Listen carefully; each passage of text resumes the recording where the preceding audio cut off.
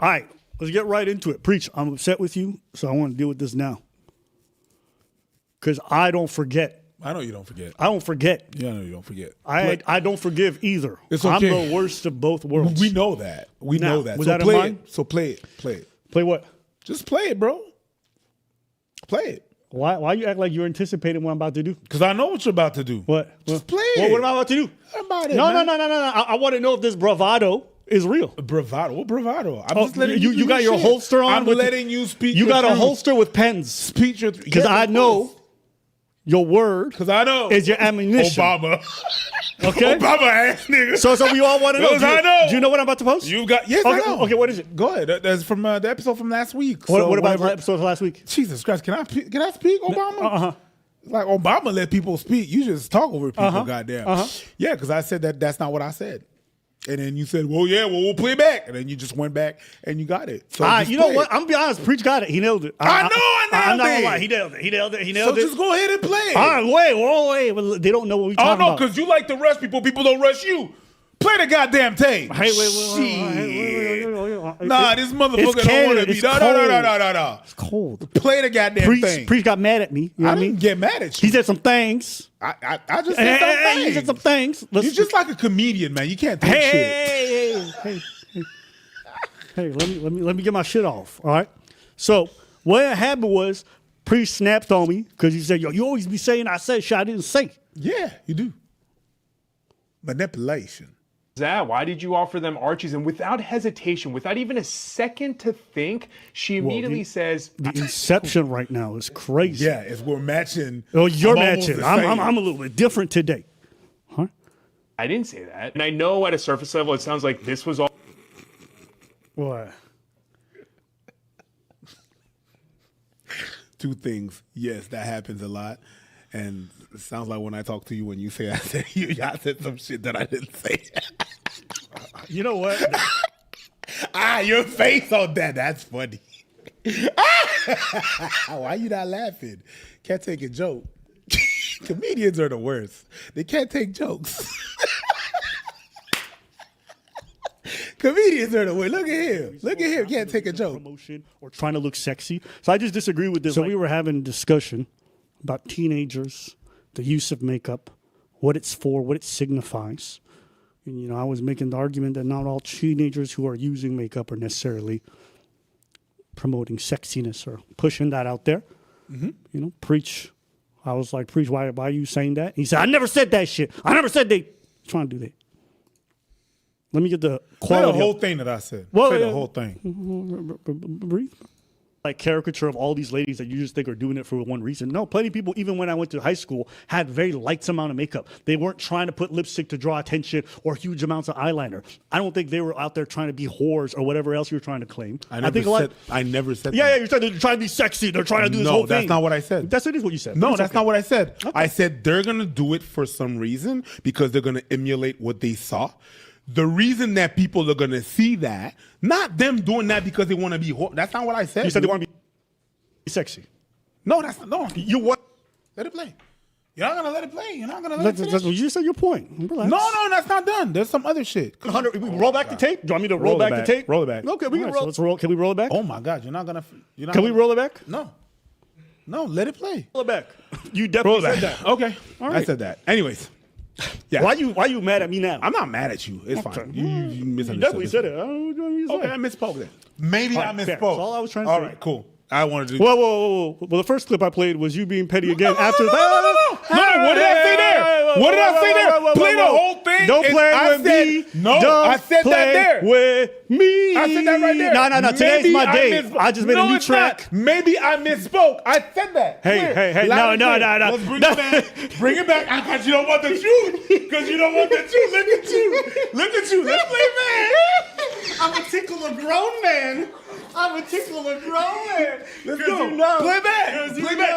No. Hear it. Because you know. No. Put it on No, me, no, baby. Put it on me. Today's a good day. Now, preach. No, listen to the whole thing. Today's a good day. Listen to the whole thing. No, What did I say? Maybe Shut you up a minute. misspoke. Not them doing that because they want to be. That's not what I said. You said they want to be sexy. No, that's not. You 100. Roll back the tape. Do you want me to roll back the tape? Roll it back. Okay, we can roll it back. You can't rip my I'm not jacket. ripping your Yo, this is jacket. abuse. It's the pleasure. Just because I want to tickle you? No. No, hold up. Play it. Play down, it. slow Roll it down, back. slow down, Okay. slow down. I said that. Anyways. Yeah. Why you mad at me now? I'm not mad at you. Wait. You You definitely said it. Okay, I misspoke. It's fine. Don't worry about it. I know. That's all I was trying to say. For some people who apply it lightly, I don't think it's a crazy thing. Why you mad at me now? I'm not mad at you. It's fine. You You misunderstood. definitely said it. It's Like police trying to restrain me. Fair. That's all I was trying to say. You always Some try to people who speak apply it over. lightly, I don't think it's a crazy You're thing. trying to speak over. You know what I said. This Look is my at him. moment. This is The my chat don't- moment. See? This is my moment. He can't. This is my moment. Maybe I don't need you to misspoke. see Let my me bring it face. back. This is People my apply it lightly. moment. I don't think it's a crazy thing. This is my moment. Give me a moment. Not when Let you're me take nine. a second. Let me take a second. Let me take a No, second. because you're not taking the right second, bro. Oh, relax. You know what I said. Well, relax. You know what I said. Let's all breathe. Let's all breathe. Full screen. You know that what shit. I said. Full screen it. You full, don't- you- full screen you- it. Full screen it. Yes, full screen it. Full screen it. All right, we don't need to and see bring it. it back. Full screen it. Full screen it. Main. Hold. You know, let's all just take a second. Let's breathe. You know what I mean? You're still a beautiful human being. I still love you. You know what I mean? You know what I mean? You're not gonna Yeah, play. yeah, You always fucking do that. Oh, can I just get my shit off? Yeah. Okay. I'm just Play the part that makes you look Okay, good. hold, relax. Play the Play the part that makes you look good. Don't play the whole context. Go ahead. You know what I'm saying? So I didn't take my jacket off because it's a cold world, like J. Cole said. Jacob, my boy. All right. We just literally spent the first 10 minutes me trying to tickle you. Yeah, that's crazy. That's crazy. Yeah, that's crazy. That's crazy. All right, play the whole Whoa, thing. whoa. Like all this That's not what I aggressivity. said. You said they want to be sexy. No, that's not. You 100. We roll back the tape? Do you want me to roll back the tape? Roll it back. Okay, we can roll it back. You No, oh my God, we again. already played this part. We already played this you part. was talking over it. We played this part. You was talking We over 100% played this Oh my part. day. This guy. This fucking guy. I play, he talks Okay, over it. Look at his face. Whoa. Relax. Fucking Gargamel looking ass nigga. Whoa. You know, how about you can just explain it to us? No, we don't have to explain it. I said it right there. Maybe I misspoke. It's fine. It said it right there. I didn't say that. Okay, maybe I misspoke. I gave it to you right there and then. Right. That's it. Right. So what I meant was like, hey, people see it. They see what they're and they're gonna interpret it a certain way. Hey, but it's fine. Maybe I misspoke. I retook it. I'm just saying. You just don't Yeah, want to for play the that rest- part. for the rest It's of the just show. super weird and convenient that you don't want to play that part. Cover yourself because you don't want to hear it. No, because honestly, that part doesn't even matter. Because even after you said that, the whole show you were being petty, talk about. Oh, I can't be petty? You always say shit. That's that shit I didn't say. Because that's funny. But you said it. I'm though. doing it for the sake of the content. Yes. And I was being petty because that's great content. All right. You know what? Of I course. don't even need to go back. Because you know what I was going to do? I was going to literally go to every time stat. You said, these hoes look sexy. They trying to look sexy. Oh, they always trying to look sexy. And I was like, damn, I thought you never said that shit. You know what I'm saying? I was going to do that. Go ahead. But it's okay. Because Abba feeling good today. You want to know why? Because I woke up and I'm not akaash. We're feeling so good. All right. Now I'll be serious. I'm done. I'm okay. I'm not okay. I got ABBA fatigue. I'm tired. I'm so tired. You did all that to make that point. You gotta understand? Like, my name King Preach the Petty. I ain't no king. I ain't no God. All right. I ain't King Petty. I'm just King Preach. Yeah. And I happen to be petty. You made all them shenanigans, them running around, the shirt over your ears to make that sentence. What sentence? Sorry, I actually don't know because none of this was pre-planned that well, but I'm glad it worked out. Now let's get to today's main topic because everyone wants to know what the fuck they missed. And they're like, Abba, you're being arrogant. I'm so tired. All right. All of us have akaash fatigue. We have Jusleen fatigue. All of us ready to fucking move on with our lives. Right? It's just like, it don't really matter. And I agree, okay? You agree with what? That it's okay to just let that shit go. Right?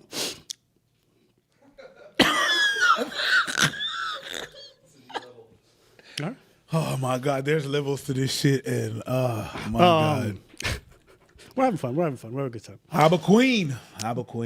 But one thing I want to take away that I feel like no one really discussed throughout this whole thing, and that I feel like a lot of people glossed over because folks were trying to validate whether or not this lady's a virgin, whether or not she loves a man, all this other stuff. There's a fascinating phenomenon going around with the concept of chastity and virginity.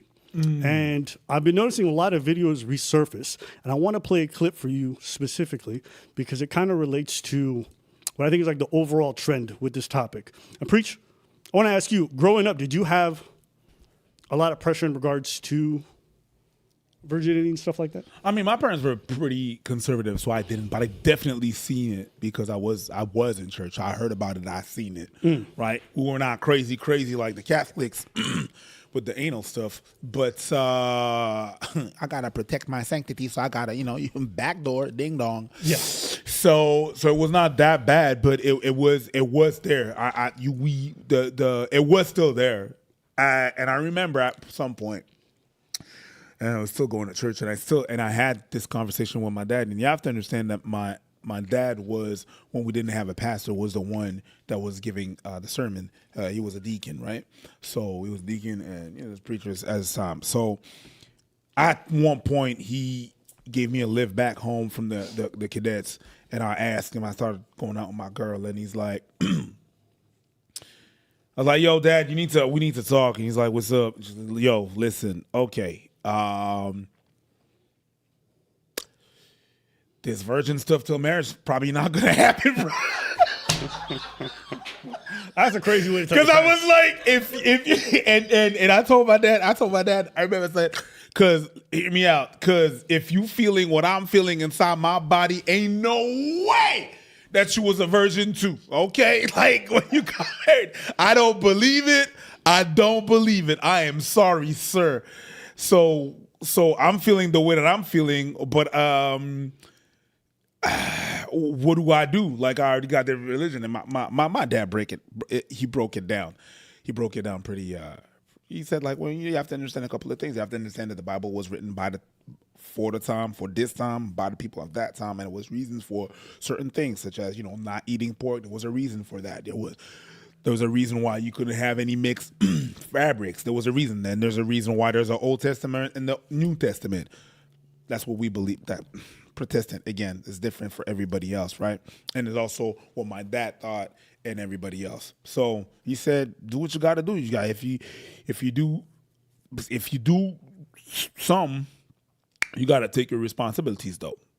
And he's looking at me and he's driving. He's like, do I need to draw you a picture? He's like, no. You know what I'm talking about? He's like, yeah. All right, we good. He's like, I know you're not stupid. You know exactly what the hell I'm talking about. It's like, all right, you got to take your precautions. And I was like, okay, sir. So, ideas surrounding chastity and virginity seem to be changing. And I saw one about celibacy from Pokimane that I thought was fascinating. Can I tell you a secret? I'm really into celibacy, and that can range from not kissing on the first date to saving yourself for marriage. It's a whole spectrum, and honestly, there are so many upsides to pacing yourself when it comes. Did y'all catch that? It's not the same thing. Did y'all catch that? It's not the same. No. Hold on. Let's just play that. Just play that back. I want y'all to hear it. Secret? I'm really into celibacy, and that can range from not kissing on the first date to saving yourself for marriage. It's a whole spectrum, and celibacy and virginity is not the same thing, bruh. Celibacy, someone can already had sex and can be celibate. But virgin, like, once you go pop, you never go back. You know what I'm saying? I'm talking about your cherry. Anyways, back to me. It's not the same thing. So you could be going back to celibacy and not kiss, not whatever, not engage in anything. It's not the same thing as virginity, bruh. Not kissing on the first date.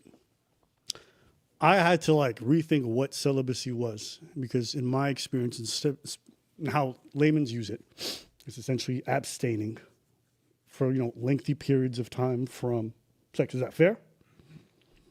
When you take a vow of celibacy, it's not necessarily that means that you're still a virgin. A vow of celibacy is just a reflection of the fact that you are going to abstain for an extended period of time. Not kissing on the first date. Yeah, that's Lenny Kravitz. Right Having there. a rule is not celibacy. That's Lenny. Lenny know? does that. One of my girls used to go out with Lenny Kravitz, and she's like, I had to dip because this dude doesn't want to engage in nothing. Meaning for years he didn't want to see somebody. He doesn't. That's not his. And it's okay. To each their own. But yeah. Why am I bringing up this example? Because Why? I've noticed that there's like a resurgence of folks who are kind of claiming these titles of like celibacy and virginity and all these different things. And I guess it's making a resurgence that the aesthetic of purity is like really much back. It's coming back into style a lot of ways.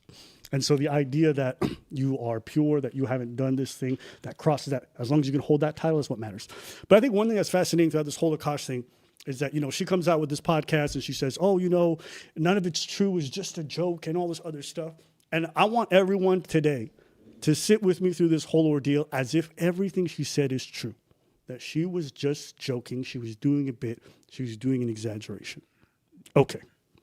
We stay with that? So she didn't lie on that podcast, even though some of it made no sense. We're just going to assume everything is true.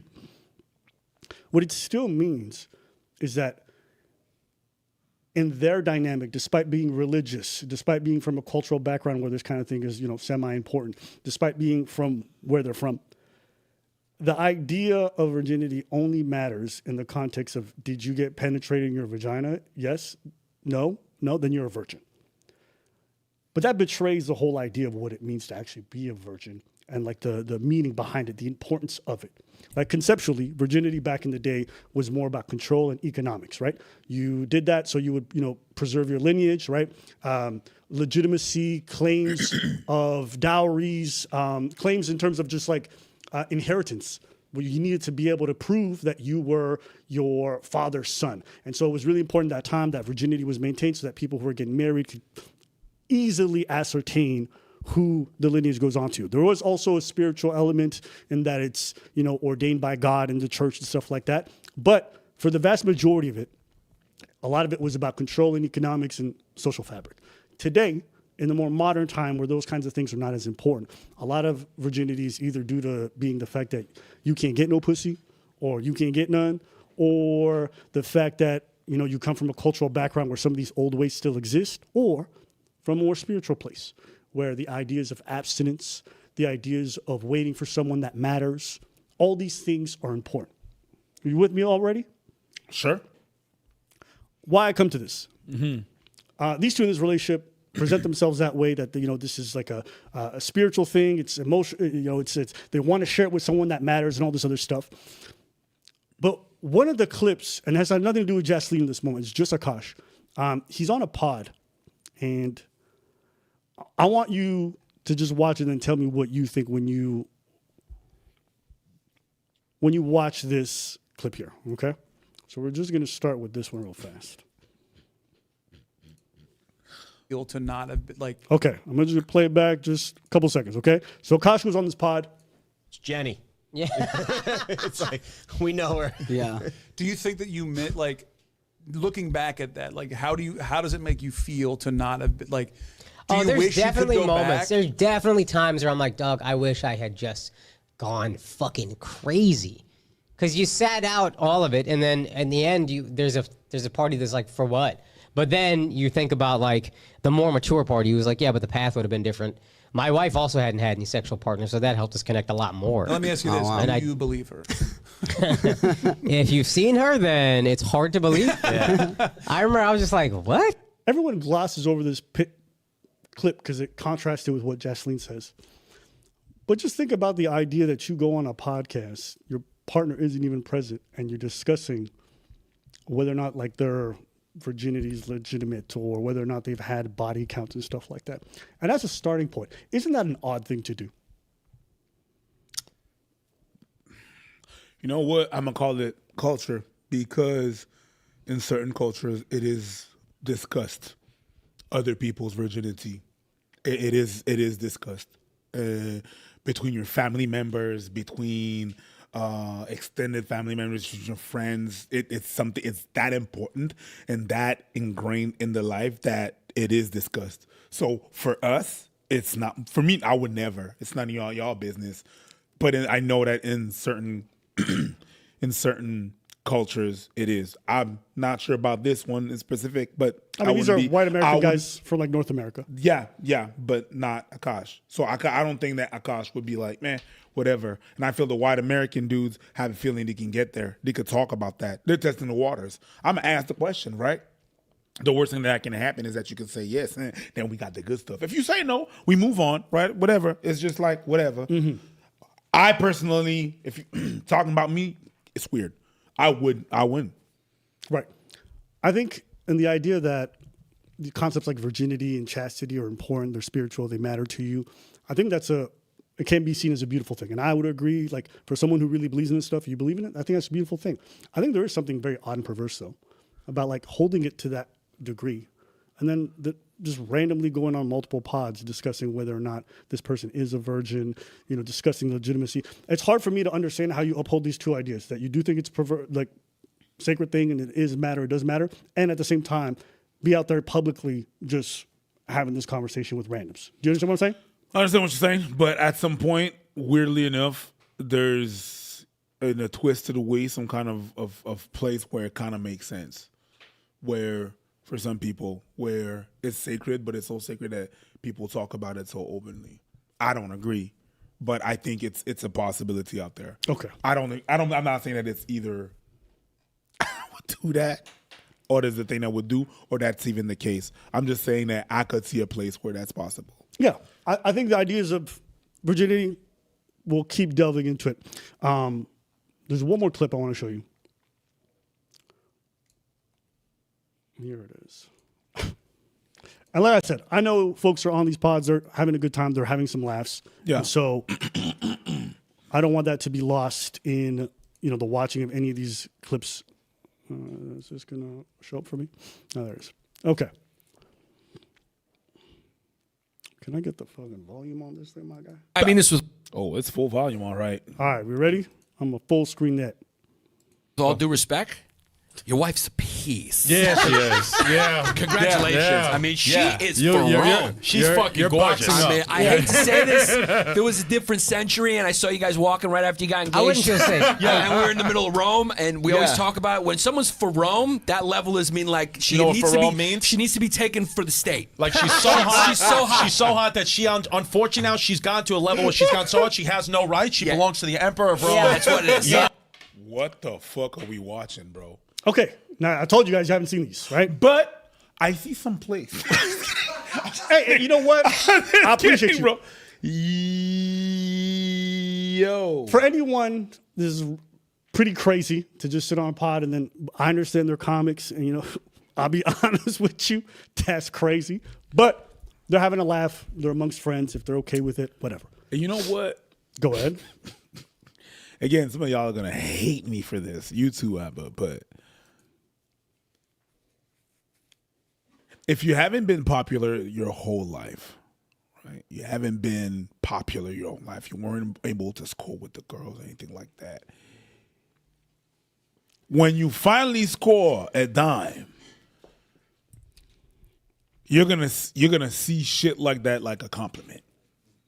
Even if it's messed up, it is messed up. But being shat on all your life, being the ugly kid, being someone that was always rejected, can also mess up with your can mess you up in some way that you would accept that. The same way that I've seen some people, because they were the only black people in their surroundings a lot, they were accepting racism a lot more because that was, it's okay. Like there's some kind of twisted ways that person only sees but he meant it as a compliment, or he meant it as it's just a joke. It's just friends when they said some messed up stuff. So I was kidding before. Maybe there's some more. I understand that he's not defending it. I can understand that. Maybe he was that guy. So, but it's crazy. I mean, he does participate. Does that matter? Come again? Well, I don't know if you want to see the rest of it where he participates. Yeah, go ahead. Yeah. Giannis Aurelius. So Giannis Aurelius, I'd be walking in my chariot. Yeah. And I have my main guard, Chrissy, walking there. And when With I my chain out. with his chain out. Yeah. Son, And his I'd helmet. hide this bitch in an attic like Anne Frank, bro. You ain't. Right, like they're cracking jokes. Like I don't want that to get lost in this whole thing. I'm not thinking here like they're actually. But I also think, even as comics, a lot of folks are going to have their lines. Those lines are going to be arbitrary. It's also like the fact like we're just cracking jokes and this whatever. So it's all that taken in consideration. Right. But what I think keeps coming back for me is this whole idea of like virginity being this like sacred thing, and this important thing that you have to maintain, and that you have to have self-restraint, that you have to show respect for in regards to how you engage with the behavior, how you engage with sex in general. Sure. Then you get on here, and then dudes is talking about taking your wife, whether or not her virginity is limited. Yeah, I understand that, but it's like it's not complex. But there's like a world where I think that some people can be compartmented. You understand what I'm saying? Because you got your comedian side that conflicts necessarily with your sacred side, that conflicts with your Indian side, that conflicts with your married side. So you got your comedian side, and he's in the comedian settings where it's those jokes and it's okay. Like, do jokes like that, do some messed up jokes like that, I'll allow it. But you can't say shit when I'm going to come up with my little fucked up joke too. I'm going to come up with some fucked up joke about you too. So it's okay. So there's also that setting too. Can I ask you, when you say you'll allow it, what does that mean? Say that again? When you say you'll allow it, what do you mean? Are you saying I'm not going to be mad about it? I'm not going to be pissed off. I'm not going to necessarily protect it because you understand that you're in a comedic settings with people you know and you're comfortable with. I've been around people. I'm not going to be like, oh my God, it's fucked up out of the, like, with everything that we know. It's fucked up with all that's being played with the past weeks and everything and stuff. But if we take it in just the fact that, when we're comedians in green rooms, I've heard some fucked up jokes about me. I allowed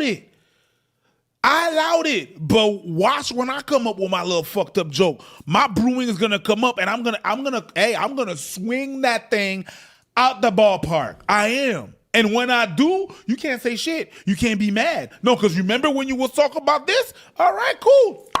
Home run. So it's like, I think we looking at it at a point where, ooh, shit, it's crazy. But all those parts are like compartmentalized, and sometimes like it's like a Venn diagram, and we fit in different. So it can be sacred. But now I'm in in another circle when it's not, with people that it's not. So I'll allow it, but I'm gonna knock that shit out the ballpark. So I'm like, I'm gonna. Yeah, I disagree with that idea. I don't think you can keep saying you feel like it is a sacred thing if you then just take it, poo on it with take a dump on the whole thing and then bring it back to the sacred spot. Like, you either treat this thing like it's sacred or you don't. But if you're not going to into a different context, then that's like saying, we are married. This is a covenant. But then when I go to Cancun, I'm fucking other bitches. That covenant is not real. Cancun is Las Vegas. But what happened to Vegas stays in Vegas, except gonorrhea. The ladies in Cancun is a bit better. But, I'm saying it is what it is. All of us is the same. I think you can. But we could agree to disagree on that. You think you can take it out of the sacredness depending on what circles you are in? It depends. Like, for example, I got different kind of friends, right? And we talk about different kind of things, or we allow different kind of things depending on how close or not close you are. Sometimes I segregate my friends and I don't even put them together because these are not going to understand the humor of these people, or not going to understand the humor of these people. So I keep them separate. And so now that happens to be like in a setting where it touches his comedian, and it's also broadcasted, so it's all jokes and everything and stuff. So I don't think it's like. Well, but I think that's the point, though. It's not even necessarily even just about the thing. It's about what the thing represents in terms of the values that you uphold. If you say that this thing matters to you and that you're going to live that thing, that's not something you can just turn on and turn off, and then. Because especially when the behavior you're showing after you turn it off goes in complete contradiction with that. I understand what you're saying, but you are desecrating that thing because this thing requires you to live a certain type of way. For other people, you do open a door. You definitely open a door. You open a door for other people to look at it funny. Oh, it doesn't really mean shit. For other people to be like, it doesn't really mean shit to you. Even though I still believe that those two things can coexist. Like the fact that you are compartmentalized and you are, you're treating it like a Venn diagram. I already explained that. But I can also see the other side where people from the outside are looking at it. The people from the camera, they don't know that necessarily. They're just looking at you. They're looking at you walking that topic. Like you're shitting on that topic like it's not sacred. So it is now open for other people. Let me give you an example. You and I are very good friends. I'm not saying that's the case, but imagine. Debatable. We're very good friends. We have an understanding, a certain level of like, these are things I've told you, respect that. I go take this into another context where now I'm on stage. You've confided in me something, and it's sacred between us that I hold that secret. I get up on stage, I betray that. Am I still holding it sacred? You can't say that. I've literally gone on stage in front of strangers in a stand-up routine and shared your secret with the world. That betrays this thing that you claim you hold sacred. This idea that you just compartmentalize and that all these things that are independent are not going to clash is not real. You do at some point, how you behave here affects how you behave there. The idea that these two things are like separate, but they overlap, but they can coexist. No. If some things are diametrically opposed, engaging in this behavior here will fuck up what you believe here. And that's called cognitive dissonance, I believe. Is the idea that you're trying to hold these two ideas simultaneously, not recognizing you looking at them. They clearly have an understanding that that's okay to talk about them things outside. Like she's talking about it, he's talking about it. So what's the problem? Like she's talking about their relationship and the sanctity of whatever. He's talking about the sanctity of whatever and making jokes about it. It's not about them. It's not about them though. That's not the point. It's not about how they understand it. It's about the concept of what virginity is supposed to represent, what chastity is supposed to represent. The same way Pokimane might have to understand with every nigga that she meets that, celibacy is just not kissing on the first date. It don't matter how they understand it between each other. These are concepts that exist in the world. Words have meanings. And so when you say you adhere to this, that's why everyone's understanding on the outside can't really grasp it. It doesn't really matter how you guys understand it between each other. There's an understanding to what this means. I don't agree, because when you talk about virginity being sacred, it's just it being sacred. Your virginity can be sacred. We could talk about it, but we cannot infringe it. It's important, right? Like it is important for you. It is sacred for you to do that, to be that before the marriage. That is sacred, that you are that before marriage.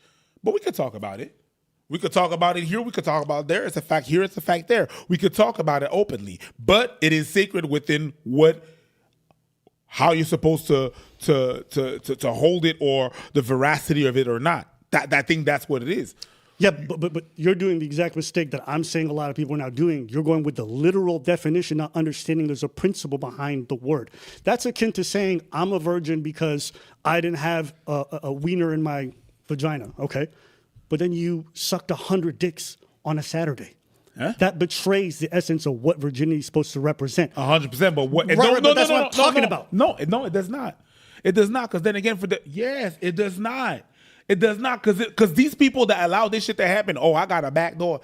When they're gonna look at that place in their scripture that said that virginity is the breakage of the hymen.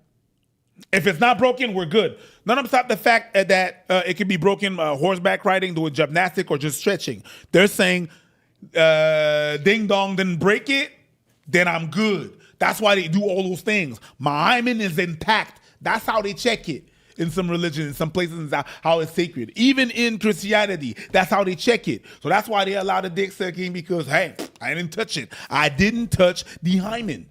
So boom, virginity. People play with the words just to fit in their pause. People play with the words in order for it to fit, but that's what it is.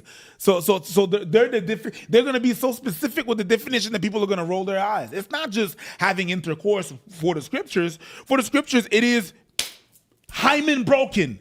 That's what I know from my church. Then you could have your definition or whatever, whatnot. It's not. They never talk about dick. They never put emphasis on hand and dick. They're not saying, or the mouth. They're not putting emphasis on none of that. The emphasis when you walk in a church, I'm talking about church because that's what I know. I don't know about them. The 6, so maybe it is. But the emphasis that it is put when you go to church is the hymen that being broken. I disagree. It's part of the context in regards to chastity in general. It's a matter of a sector of behavior that accompanies that. It's not written just, don't let it put the dick in the pussy. That's not all they say. You disagree on what? Have you been to church, nigga?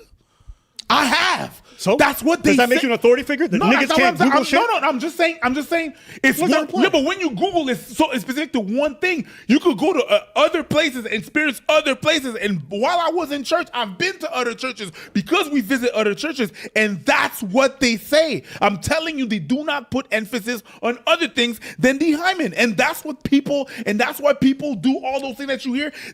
And I agree, it does not make sense. You take it up the butt. You're not a virgin no more, boo-boo, okay? But the reality is, in all those churches, in all those sacred places, they put all the emphasis on the breakage of the hymen. And if it's not, then you're good. Safe, as they say in baseball. That's the reality, and that's what people, and it makes no sense. And I agree with you that it makes no sense, that it's weird, that it's not sacred no more. You guys are playing yourself. But that's how they kind of find a loophole to be able to do stuff still. Oh, I'm not doing what it was said. I'm not doing, but that's not what they put the emphasis on. That's not what they've been indoctrinated us all these years in church. They've been saying hymen. As a matter of fact, they've been saying that shit so much that you think that it's the only thing that matters. Hymen. So much so that you go in certain cultures because a girl has been stretching or doing whatever, and they check because some people, some places, some religion or whatever, some faction, they do check before they get married. And if it's broken, they demonize the girl. They witch hunt the girl. Oh no, you had some shit. It's like, nah, man, I've been doing gymnastics. I've been horseback riding, not dick-back riding. It's not the same thing. But because the hymen is broken, they're like, So much so that even if the girl haven't done anything, not sucking a dick, not a hand job, not nothing, if the hymen is broken, she's not a virgin no more. Okay. Yeah, I think you're talking about the literal aspect of the law. I think I'm talking about the spirit and all the verbiage that comes around it. And I think you're trying to claim that there's nothing else that comes around it. And I just vehemently disagree. I've seen plenty of passages that talk about how you should engage with regards to sexuality on a regular basis, talk about the spirit of chastity, about what celibacy represents. And all these things are talked about, at least from the stuff that I saw. So whether or not, I think we both agree that the letter of the law is correct, but there's a spirit to these things that we understand. And if we are only going to look at the letter of the law, that's not really an application of the principle itself. So in regards to the letter of the law, I agree with you. That shit is being applied with the whole, if everything is true. But the spirit is what I'm talking about. That's how we redefine words. We get so hyperfixated on the exact terms that we lose the essence of what it means to be this. And the reason why folks are having this backlash to this incident is because of the fact that just by, if you want to say you're doing all this stuff, but you're also saying you're popping your pussy and you're doing all this stuff, you're betraying the idea of what it means to be chaste. That's why people are so people are tuning into the spirit of the idea, not the actual letter of the law. Does that make sense? Yeah. Well, some people, a lot of folks are looking at it differently. But no, everything I said was crazy, but I really lived that shit. Like I've seen that shit. I believe that you lived it. It'd be like that. I ended up watching some sermons. That's why I say that. But even the check-in, I'm serious about that. There's some faction that check, but whatever. True. There's some people that really like. That's beside the point, but yeah, that's crazy like that. But to go back to the idea of the whole spirit of the thing, and I think that when this incident all popped off, I think what folks were reeling from, like I said, was the whole idea of like this behavior that she's, according to her, she's performing online. So let's believe her. All right. Yes, I haven't done that in a long time. A bit that she says. All right. She has a bit and that she's exaggerating. There's clips of her on the podcast saying all this stuff is not congruous with who I am. And maybe it could be true. But it really does come. Actually, you know what? Let me play 2 clips. Live your life. Thank you, good sir. I appreciate you giving me that permission to have the space to get into the spirit. Yeah, I give you the space. Nigga going on 5-minute rants. But I give you the space too. I appreciate it. Whenever you play some shit, I let it play till the end. About to play all those sexy clips. I'm bringing some.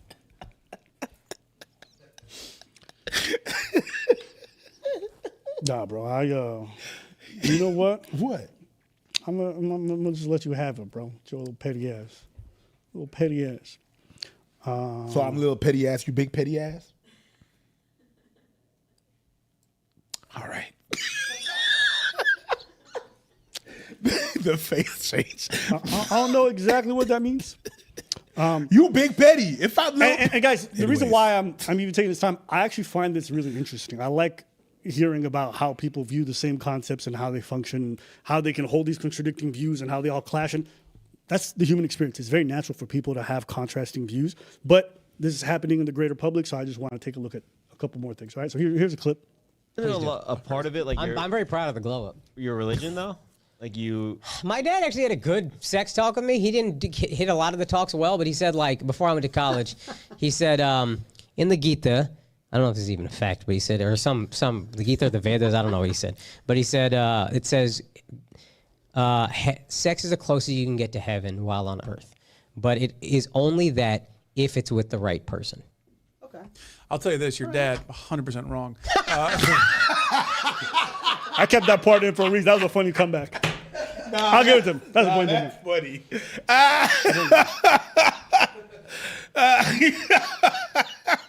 Oh man. All right. Cool. Like that. I give him a shine. That was a good comeback. I'm gonna let him play. I'm gonna let him play. Let him get shit. God damn. And so in the backdrop of all this, it's like this whole idea of like the closest you get to heaven, this idea of chastity, of self-discipline, and restraint, going on these podcasts talking about it. You have a bit of this conflict and contrast, but it's okay. And then you have her side of it, right? Her side of it is, I'm popping my pussy. I'm in these white boy frat houses. I'm nostalgic for all this stuff.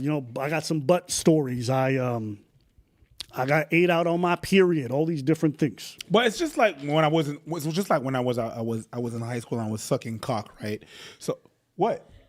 Pause, bro. Someone's gonna clip I and was they playing. gonna make you look crazy. I was playing basketball. That's not what it means. That's not what it means. Bro, I thought that's what it meant. I really thought that's not what it meant. That's not what it means. Right. You know what I mean? It's like that's the problem too. Is that I didn't know what it means. That's what I'm like. Oh my girl.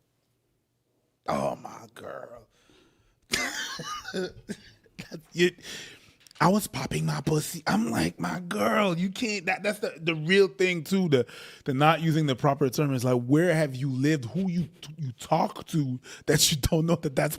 But hold on. We're not doubting her. All right, we're gonna just believe the things that she said because that's what I want to do for this specific topic. Okay, sorry. So assuming she doesn't know, she's saying these things, but she's performing this hypersexual character that's not her. Okay, even the performance of this hypersexual character is against the idea of the restraint that you have with the spirit of chastity. And so even when you take her at her word and you believe her, her very behavior betrays what it is that she claims to hold sacred. And I think those concepts have to matter in regards to how we interact with the world. And so when folks saw this, again, that's why they recoiled. And I think it's okay for, especially coming from cultures where this kind of idea of virginity is not a choice. It's something oftentimes that's very much pressured onto us in regards to our parents and things we inherit. I think it's okay to have this inner conflict. I think it's okay to say, I'm going to be a virgin, but I also live in this Western context and I want to live my life, but I'm going to not cross this one barrier. I'm going to do oral. I'm going to get, it'll be on my period. I'm going to be in these frat boys. That's crazy. Yeah. Sorry, man. But that's what people do. That's where you betray the spirit. I have nothing. Right. Because even when you take out a word, it's still a betrayal of the spirit. But I understand that some of this is inherited and it's not fair, right? Especially for women, that's a pressure that they put on them heavily from old customs, things like that. So even though you might not even be religious, if you come from specific cultures, they really put that pressure on you. So I think it's okay to kind of want to break away from that. But you cannot do both things simultaneously. You can't hold your virginity as this point of pride and also betray the spirit of what it is. You can't take it from the previous generation and feel almost like forced to do it and say, yo, I was a virgin though. Because if you take pride in it, that means you uphold the whatever is, and then you have to respect that thing. What would I say? Nothing. Did I say something crazy? What you gonna clip? No, what I said. Oh, okay, good. Now, when I what? So just clip that. Just clip that. Made a button out of it later on, but yeah. But yeah, that part, you're right, bro. That part, I got nothing. I'm like, yo, my girl. And that's what people have a problem with. It's like, yo, then like you talk about you have a roster. and it means two people, Yeah. then just say a couple. There's already a word for that. It's a couple. I had a couple of guys. A roster is crazy. Yeah. But like I said, we're gonna believe her today. All right, I'm gonna be a little nice. But Charlamagne the God got involved because he runs a podcast with Schultz, and sure enough, we wanted to hear what they got to say. Akaash wife made you want to not be married? What happened, bro? You want to be? Yo, when you locking it down, yo? When you locking it down? What happened? And I'm never gonna tell the world. I ain't going through that shit. That shit is crazy. What happened? I didn't realize we had Akaash's picture up. I don't like what they've been doing to Akaash the past few weeks, man. Yo, free Akaash, man. Yeah, me neither, bro. That's just not right. nah. You know what? Let's get in the mood. Can you give me the background I need? Let's make sure that we feel comfortable. You know what I mean? On the pod. You know what I'm saying? Thank you. Folks, I'm so tired. We're in for a good one. Let's get back to it. All right. Free Akaash. Free Akaash. I haven't seen the new episode of Flagrant, man. Did it go well? You gotta watch it, man. We had him and Jusleen. Well, ooh. I'd also avoid that question because I think that might be their most disliked pod, and honestly, it might be the most disliked pod I've ever seen. You saw how much was that? 80% dislike ratio. This is crazy. That's crazy. Am I ruining it? Everybody already knows by now. Yeah, just watch it. I just don't like it because it's such a sensitive subject. That's somebody. That's his wife. Yeah. You know what I mean? Yeah. They public. Well, can I say what I want to say? Of course. This is what Brilliant Idiots is about. All I want to say is simply this. Keep your wife off the internet. Motherfucking internet. Why does your wife have a microphone in her face?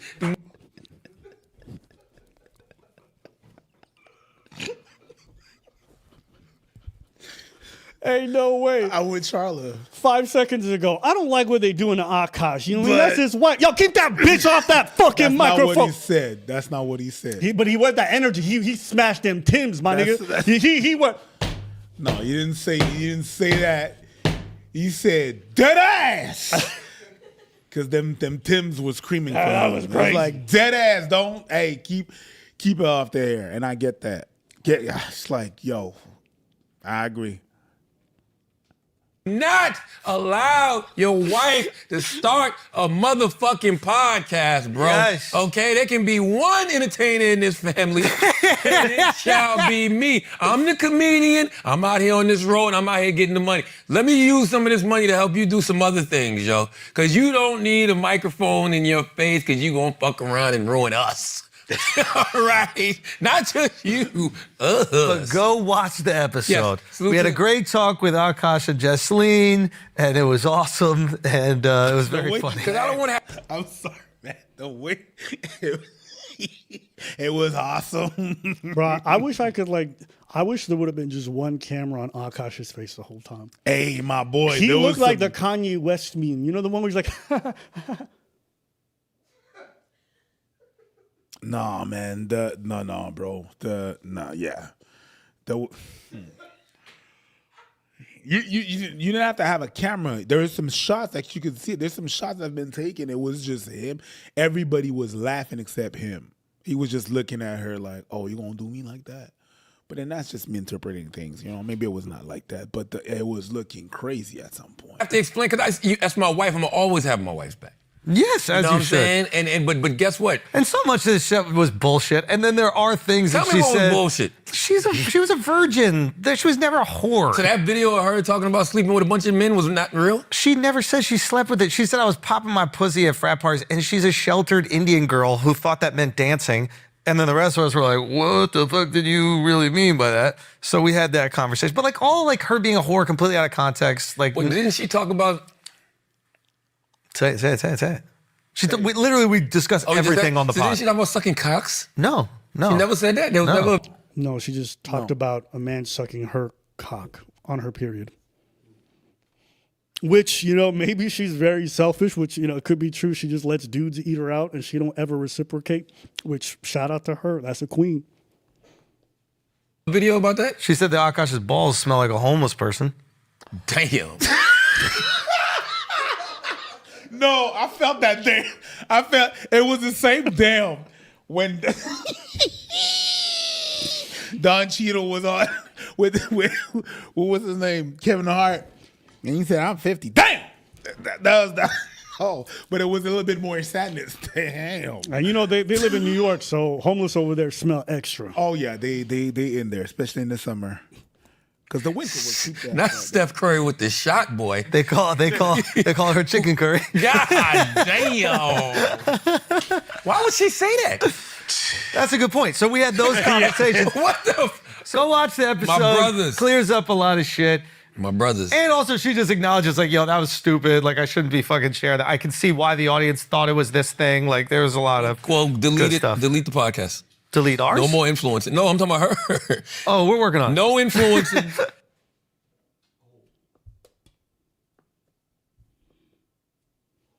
What are you doing?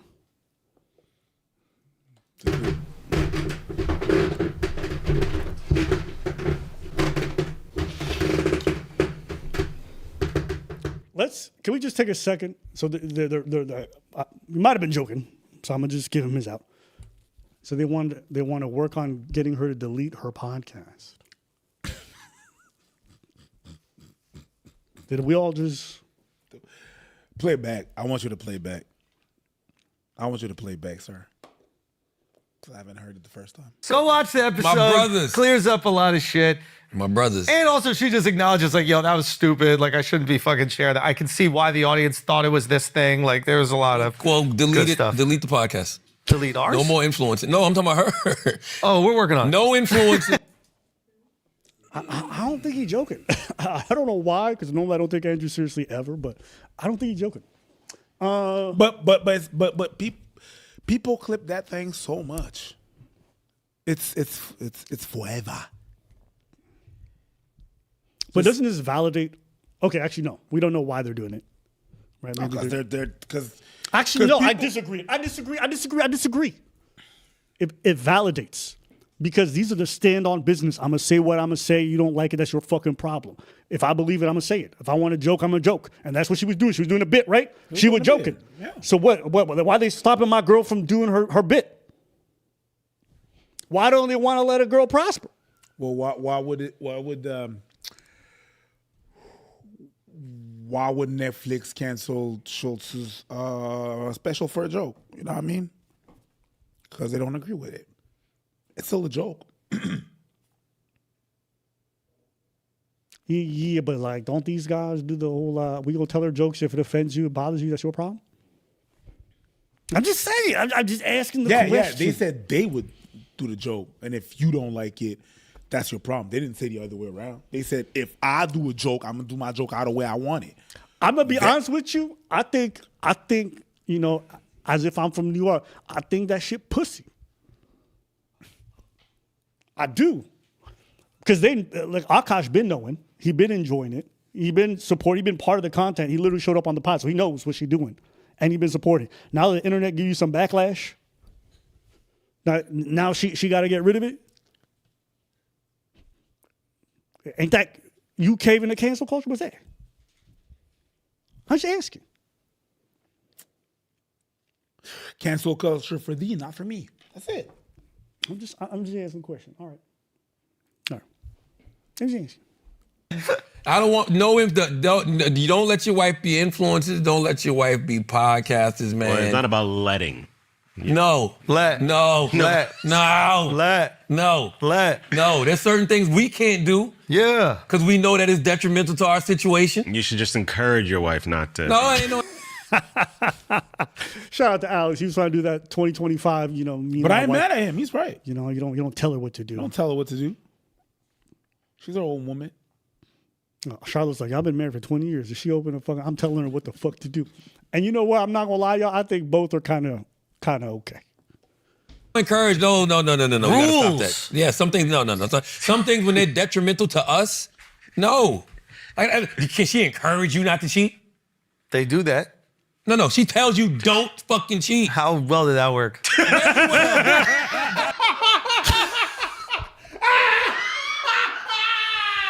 Okay, that's funny. That's crazy. Point Schultz. That's crazy. Point Schultz. And Charlemagne walked right into Oh, he walked. I'm going to tell Charlemagne one thing. Charlemagne needs to shut the fuck up about cheating and infidelity forever. Because literally every time I see a clip of Charlemagne, everyone be like, oh my God. you are going to talk to me about cheating. Oh my God. Oh my God. Point Schultz. Yeah, I got to give that to him. That's crazy. That's crazy. And also, that was like a public thing. His wife was embarrassed. Like, you can't bring up cheating around DJ Envy because DJ Envy's ass gets tight just thinking about what his wife gonna say when he gets home. Charlemagne taking that shit on the chin. Pause. Very fucking well. Very well. It made me stop. Maybe if she was encouraging you a little more, it would work. Years to set, right? Hey, man. You don't think your wife was like, get these microphones away from the radio host. This motherfucker out here destroying our marriage. But no, that's true. But all of that is true. You were the Jusleen Singh of your own house. It's true. I'm in the fucking radio. No, I gotta give it to him. Flaming him. No, I gotta give it him. Oh my Station God. putting on an axe, sniffing Steve's, wilding the fuck out. Yes, embarrassing myself and embarrassing my fucking wife. Yo, I'm glad we could have this intervention here too, bro. That's what we're doing this week. True. So yes, it's Christmas spirit. So I'm saying all of that to say, women, learn from my mistakes. Stay the fuck off these podcasts. Don't be on these motherfucking podcasts. Don't be an influencer, okay? I know she wouldn't do it, but suppose your wife said to you, listen, me and my friends, we have these great conversations. He's not even open to the idea. He said, no, we're not doing that. Together. Black Effect. I want to be on Black Effect. Actually, let me ask you, Preach, before we even move forward. What you doing? What do you mean? Your wife want to be an influencer? She don't, so that's why I told her. I'm just hypothetically, you know what I'm saying? I'm trying to, manipulation into answering the question. Mm-hmm. No, she can be, but I mean, we're gonna have a conversation about what happens and what not, because I know what I can't share, and I'm not sharing that. So she's gonna have to know what she can't share either. That's super fair. I mean, like, guys, even if it's only one person in the couple who's online, you have to have a conversation with them to find out if there's things they're not comfortable with you talking about. I had a whole podcast on sexuality. You think this shit didn't come up?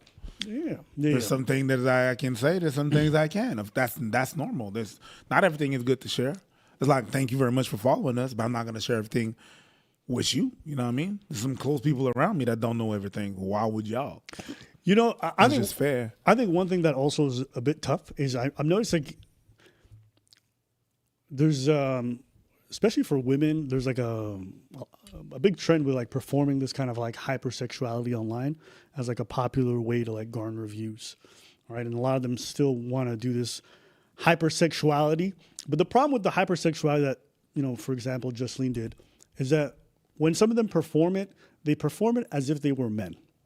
And they perform it for a global audience, hoping to get like the kind of adulation, and then they get a lot of this pushback. In my opinion, that shit's so stupid because, one, being liberated, being a feminist, whatever it might be, gives you the cacophony of choices to make and go out there and do what you want. But just because you have the opportunity to do the same things that men do, I don't think you should always do that in the exact same way. Because at the end of the day, there's still differences between the two of us. And beyond just the differences, I also think that, if you believe in this kind of like feminist ideology and you believe in the patriarchy as what it is, men will never respect you for performing hypersexuality the way that they do. First off, the kind of men who perform hypersexuality online are already seen as fairly gross by quite a lot of people. So the idea that your form of liberation is emulating the gross behavior that they do is already setting you back. And then afterwards, it's like, I don't understand how you can even live in like a, patriarchal society, like, Indian, South Asian, African. I don't even know how you can live that, try to exist in that ecosystem and also do the male hypersexuality thing, thinking you're not going to get flamed everywhere. Because he's trying to break the barriers. He's trying to, no matter what I do, I still want to break the barriers and still do it. You know what I mean? So I don't agree with it, but it's like you're saying that women shouldn't do the same thing as men. Men are not seeing on a beautiful light when they do it. Yeah, they're not. They're not. Don't be surprised if women are not seen in a good light when you do it. It's not seen in a good light necessarily a positive light. So, yeah, I mean, you could even take the exact line she said. Imagine if I was like, I was going in these sorority houses, throwing my dick around at everyone. I was living my best life. That's not a good look. There's never going to be a time where folks be like, oh, fuck yeah, most people are going to think you're a loser. And it's an ironic thing because she criticized the red pillars, the kind of guys who yap about this shit all the time. But then you just look like the female version that you talk just like it. But even if you don't yap about it like that, if you yap about it like that,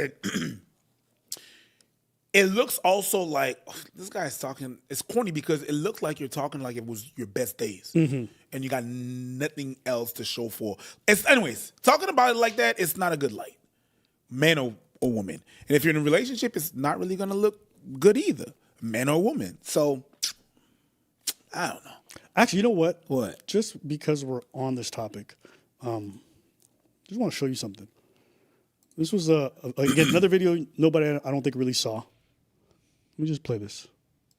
Like to be a stay-at-home wife, and is there really such a thing? Every time I tell my friends I want to manifest a man who is a provider and I want to be at home to take care of the kids, they say it's basically unrealistic and living in a fantasy world, but I really just want to be in my feminine energy and provide. Okay, I want you guys to keep note of this term, feminine energy, divine feminine, okay? And then stay-at-home wife, and you'll hear something like choice feminism. These are like terms you just want to keep in mind, okay? Other ways, not just financially. It's kind of mean of your friends to say that that's living in a fantasy world, especially because you're just talking about manifesting, and you absolutely should manifest the life that you want. Like when you manifest, there's no limit to your dreams. Like you should reach for the stars. When I first met Akaash, just remember, like, in dreams, I agree with her. I think if you want to shoot for the stars, shoot for the stars. But their idea of a dream is like laziness. Because you're not going to stay at home and take care of the kids. There are no kids. And, like, That's what I'm saying, though. That's what I'm saying. Like, it's like you are a stay-at-home woman and you hire someone to clean. My God. I mean, if Akaash is gone, we already said that point, but that point is very important.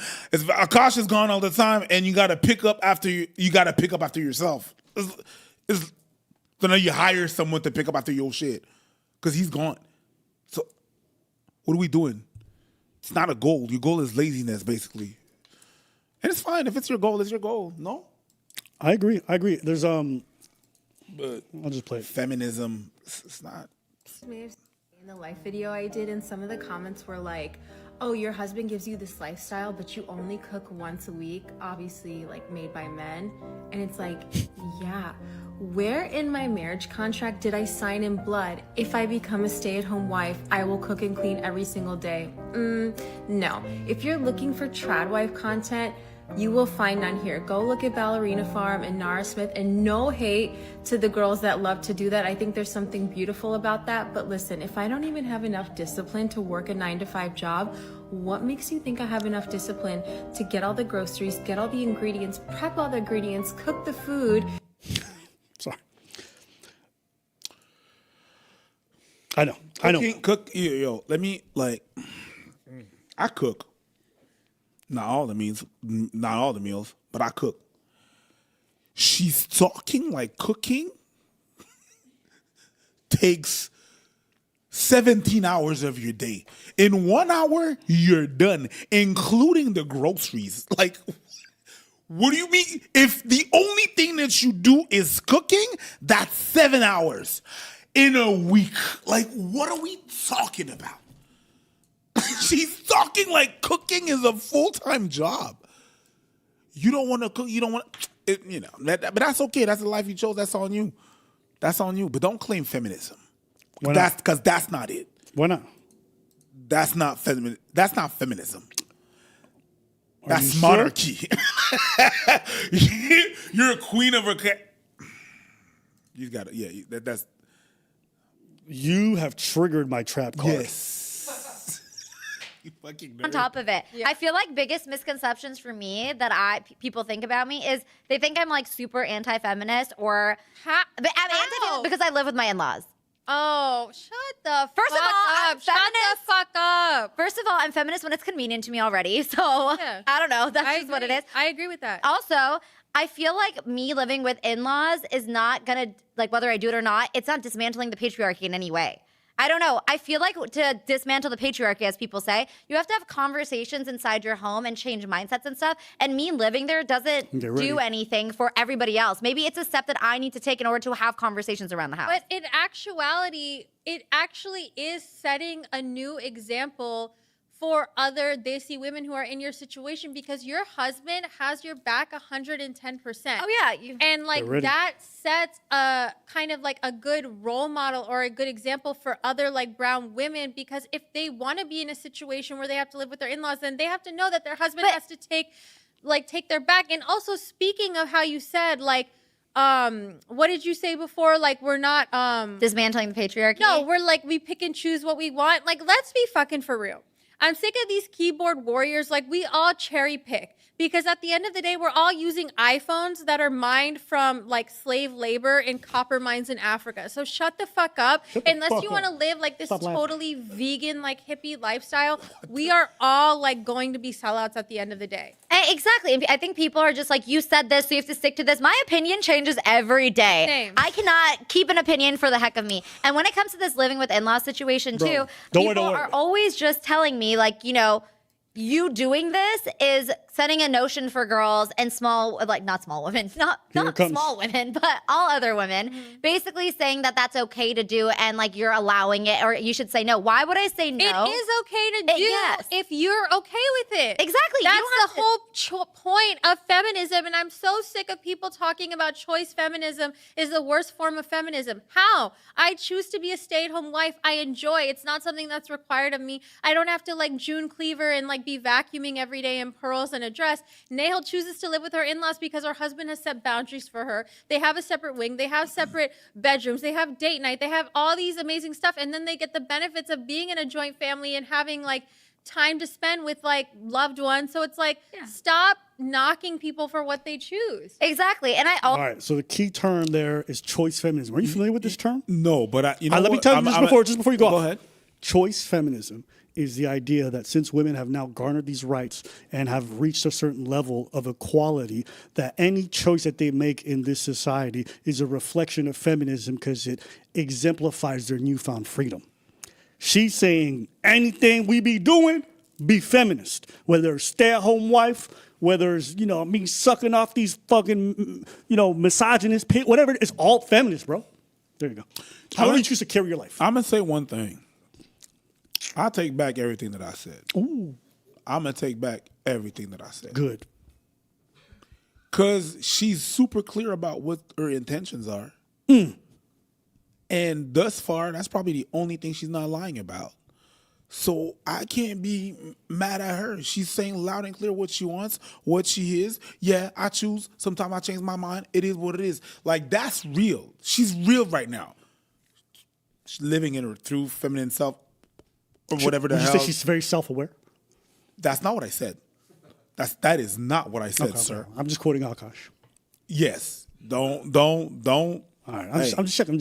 Yeah, you could check that later and play that on the next episode and say that I didn't say that. But I'm just saying she's clear about her intentions. Yeah. She's clear. So what are we talking about? I don't even. He knows. She knows. They know. Move on. I agree. I think what I'm trying to get at is there's like this growing trend now where people are calling it empowering to get into these like stay-at-home wife situations where you do nothing except offer your divine feminine, right? You offer your energy. Let me just see here. I didn't start out being a stay-at-home have the expert provider.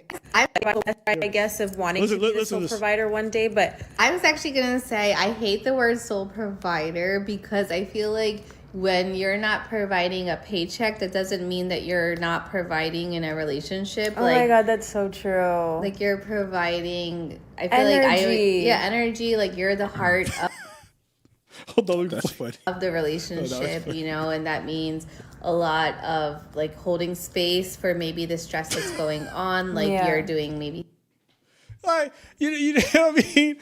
And so, what do you mean we don't fucking do nothing? We're here fucking providing energy, bro. You know what I mean? You know the way your coach like, get back in there. Fuck yeah. That's what a coach is supposed to do. That's energy. That's the wrong energy. Because you're doing too much. You have to just be there. And it's divine. Yes. She's not touching him.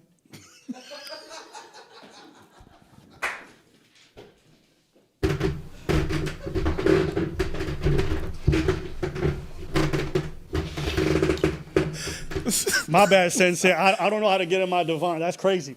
You got to be there. You know? I'll get out of here. So, no. They can watch you laugh. I think that's great.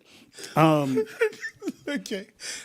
So this is like idea now with choice that anything is benefiting the feminist movement and like women's rights or whatever it is. And like there's an irony too because she has a big problem with the patriarchy. She always complains about like misogyny and all this stuff and like the very way you want to carry your life. Everything that you spend your time doing reinforces red pillars. It reinforces misogyny in a lot of ways. Because if you think about it, she spends most of her day doing Pilates. Think about this. Making sure she looks good, making sure she's wearing expensive stuff. And she doesn't do any labor. At home, she doesn't want to do any of that labor. And, you know, she can outsource it. And some people say, we can afford it. Why don't we pay a cleaner? There's a reason, but we'll get to that after. She is the quintessential thing that red pillars complain about. 100%. And she sees it also as empowering because it's a choice that she can make in the society that feminists fought for. She doesn't recognize it is hurting the feminist cause. It does hurt. When people like her go out and promote this shit, it hurts these people. What? You saw a comment? Go. What is it? What's the comment? The comment said, Abba and Priest were more intimate than on camera than Akaash and his wife.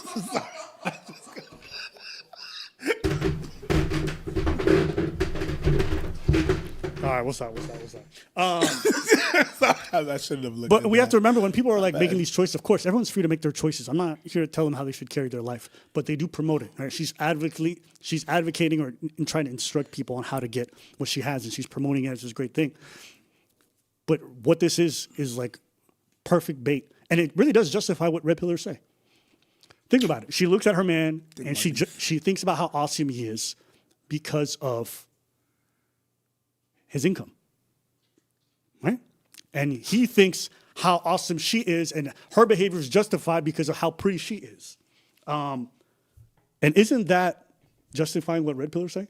Which is like, guys, you got to get your money up. So we found something that is bigger than the red pill and is the brown pill. The difference is that you date your own kind, and you do the exact same thing. It's not a pill; it's a dot. Nah, bro. Yeah, I'm not. Was that too far? Nah. And like, so many clips got. Okay, I'll shut up. Okay, so many clips got recommended to me, and I just want you guys to hear. Objectively gorgeous. Me? No. So that's what you got to do. I got to work my ass off, and then every time she starts looking at me and she starts assessing my beauty, I just throw a bag at that bitch. Chest pass. No, I know he's cracking jokes. Like, I'm not here to. But these are also born from a real place. There is like a part of it that's like part of his perception. You can see it in the dynamic. And only like on the boys being boys kind of vibe, like none, you know what I mean? Like, pause. I think he's not that bad looking. I don't think that Akaash is ugly. Like, he's got those beautiful green, brownish eyes. He's looking good. He's got good feature. Maybe he's short, but this one is lost. But I don't think he's that bad looking. So it's like people are saying, "Oh my God," compared to I think they go well together. It don't even matter though whether or not you think he's cute. If he doesn't view themselves or his experiences, I agree. Yeah. So they are in a lot of ways. Look at me, I'm gorgeous. I don't think I am. Right. And so you'll have her here talking about, I don't cook, I don't clean. It's a lot of work to get all these ingredients and all this stuff. But she spends her time doing what? Making sure she looks good. She goes to get her nails done. She spends time documenting her day, going to Pilates. What are all these things? They're reinforcing her physical state, her beauty, her looks. What do red pillars say women are good for? Right? So, people get mad at me like, oh, how about you agree with Myron? Listen, if Myron says the sky is blue, I'm not going to be like, that is blue. If he says this is a quintessential woman that I be talking about, he's not lying. It's okay to admit these things. I'm not going to disagree with somebody because I'm vehemently opposed to their worldview. That being said, coconuts in Barbados, vast majority of women I meet are not like this, but these people do exist. They are getting popular. They are gaining traction online. And it's just very bizarre to her to proudly proclaim herself as a stay-at-home wife. Even that title, I feel like it's almost kind of nasty that she grabs it, because stay-at-home wives for a long time were respected because of the labor that they provided at home. And you guys might be thinking, well, that's because they're poor, whatever. Labor is not just a matter of monetary value. Labor is how you show you care about somebody. Effort matters when you're in a relationship. Effort matters to your kids. You could pay someone to go take your kids to football practice. You showing up matters to them. I can fold my partner's clothes, or I can hire someone else. It means something totally different when my partner does it. Labor in a relationship is how you show love. Okay? If my partner just focused on making herself look good, what kind of values am I educating to my children? That their ability to get love from people is predicated on their looks. And for all you people who are ugly, you're shit out of luck. These are things that make people value women exclusively on their looks. And that's why I think a lot of this stuff betrays the very notions that these people claim to uphold. They say it's empowerment. What's empowering on relying on somebody else for all your income whilst providing no value outside of what you look like physically? What's empowering about that? We can sit here and pretend like, oh, it's a choice and the feminism. It's not. It holds you back because it makes you hyperfixate on the one thing that if you pass on to the next generation, you're not even giving them everything else they need. You're not even telling them that they're important for those reasons, because apparently my parents stayed good because the bitch goes to Pilates. That's weird. That's not empowering. I just don't know how you guys are going to have potentially ugly kids, right? What are you going to tell them? That they're ugly? Be an engineer, I guess. I don't know. You don't have to tell them. And it you have to bring them to kindergarten. They'll sort it out by itself. Right. Someone will. If it's not you, you don't have to tell your kids they're ugly. The world will. Labor is always going to matter. And I like, if you don't believe that, then shit, just give up your job to AI. Go get your little paycheck. All right? They're going to pay you a little bit to survive, and give it up to AI. Literally, we're having a whole crisis right now because people are worried about where they're going to get their labor from, whether or not they're going to have any importance in society in terms of how they can contribute. And then we have people telling us like it's great to not contribute and to just get paid for it and everything is going to be great. And it's like we know that we gain fulfillment from being able to provide for people.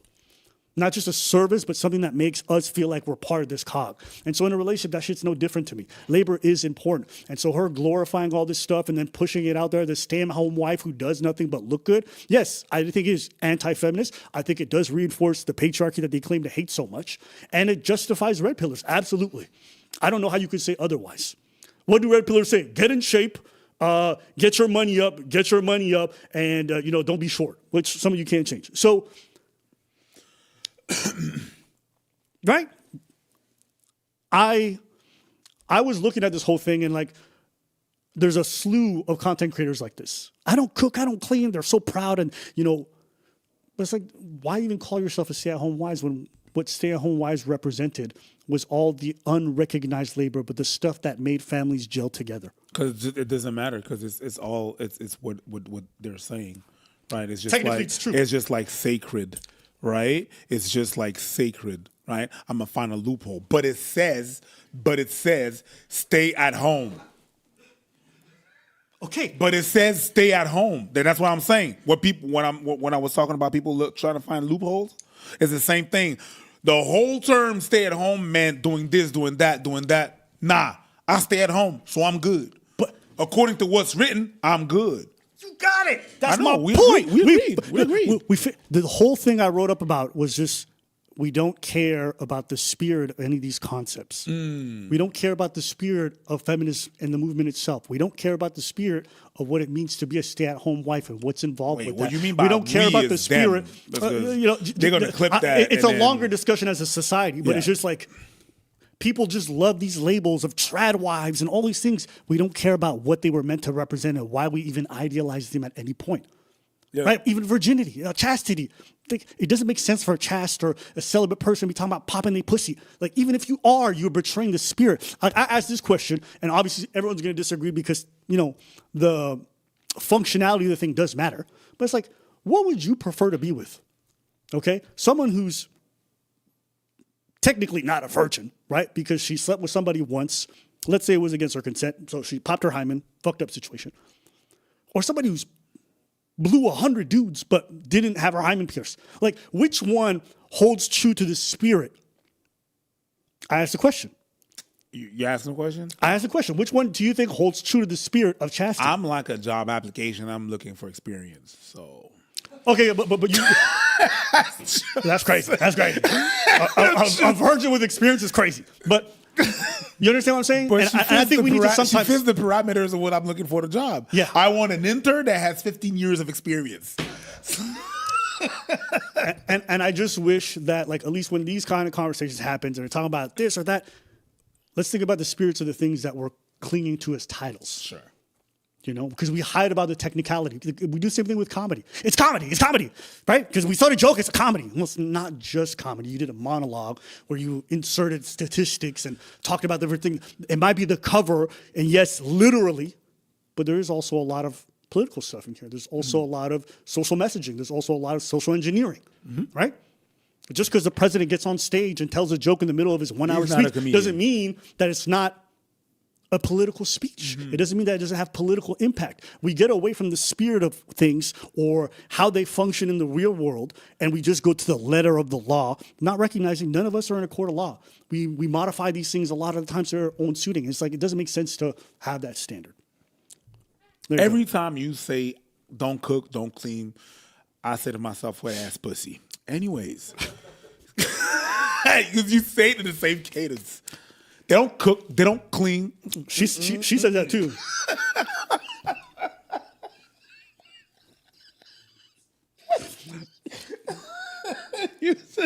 Never mind. Whap, whap, whap, whap. So, like, how do you guys handle things around the house and stuff? Oh, I actually don't cook and clean ever. Oh, I don't cook. I don't clean. Let me tell you, I got. Okay, cool. Never mind. Since you brought it up, I did my research. You know what I'm saying? I could just pull that shit up real fast. All right. I don't cook. I don't clean. He got wet ass balls. So. Sorry. And I think we kind of hinted at this a little bit before. Remember we talked about like the virgin who sucked 1,000 dicks. Like, is she really a virgin to you? And what we were really getting at was the spirit of the idea when we said that. Sure. Yeah, I get it. Right. But now, I'm going to this last part. This is the final portion of all this. Someone predicted a lot of this almost a year ago. Akaash at the time had put out a comedy special, and someone reviewed it. And I was shocked because the review, which is basically dissecting a lot of the jokes that Akaash told. I'll let you listen to what was said because I thought it was pretty poignant. Did I just fuck this? Nah, bro. I'm cutting all that shit out. All right, got it. Andrew Schultz. Whoa, what is this? Did I fuck this shit? I hope I didn't mess it up. Let me pray. Oh, here it is. Got him. Here it is. So we got this ginger with a beautiful soul. Oh, yeah. Women are so good. What quickly becomes obvious is, holy shit, Singh doesn't like his wife. I mean, he doesn't like her at all. We continually hear how Singh feels suffocated by his partner. It even slips into a bit of crowd work about arranged marriages. How do you marry someone before you get to know them? How do you marry somebody after? He constantly reassures us that their relationship is healthy, but it sounds like desperate overcompensating. He sets up one joke saying that the fellas shouldn't care about most of the things their wives nag them about. Fella. Now, keep in mind, guys, when you're watching this, this came out October 2024. This is a whole year before any of this comes out, okay? I want you to watch this next part right here. I'm going to skip ahead. But here's what I've learned. If I can't meet my wife's emotional needs, I'm a bad husband. And if my wife can't meet my physical needs, I'm a bad husband. Right, I can't believe this is a real routine. Firstly, it's just outrageously sexist. Second, he might as well just start screaming, "My wife doesn't find me sexually attractive." Thirdly, you never believe for 1 second Singh would ever do this or even mention this to his wife. This isn't comedy, it's a wish fulfillment fantasy delivered by a sexually frustrated 40-year-old who has only ever dated one woman. Singh is the living embodiment of the Key and Peele sketch where they keep acting like they can call their wife a bitch while moving further and further away from the house. He talked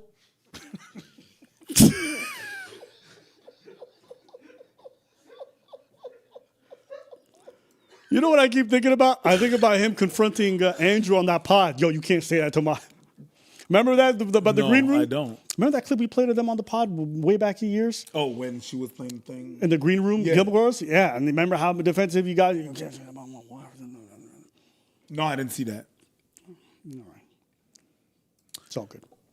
I'll keep going. Another theme that quickly rears its head is how insecure Singh is about his sexuality. When Singh gets into an argument with his wife insinuates that him expressing his feelings is gay. It's an interesting snapshot into their relationship. Singh is clearly terrified of being seen as feminine, emotional, or anything that doesn't fit with his narrow framework of masculinity. What's worse is how Singh's wife exploits this during arguments. That hurt my feelings.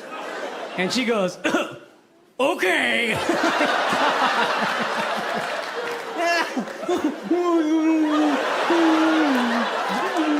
If Singh was aware of any of this, he'd have an interesting basis for a joke. I should also add, some of these feelings may be cultural. Singh was born in Texas to South Asian parents. He could explore the pressures to be masculine and unemotional in a way that is unique to him. But instead, he speaks in the broadest generalizations. It's such a wasted opportunity. Hey.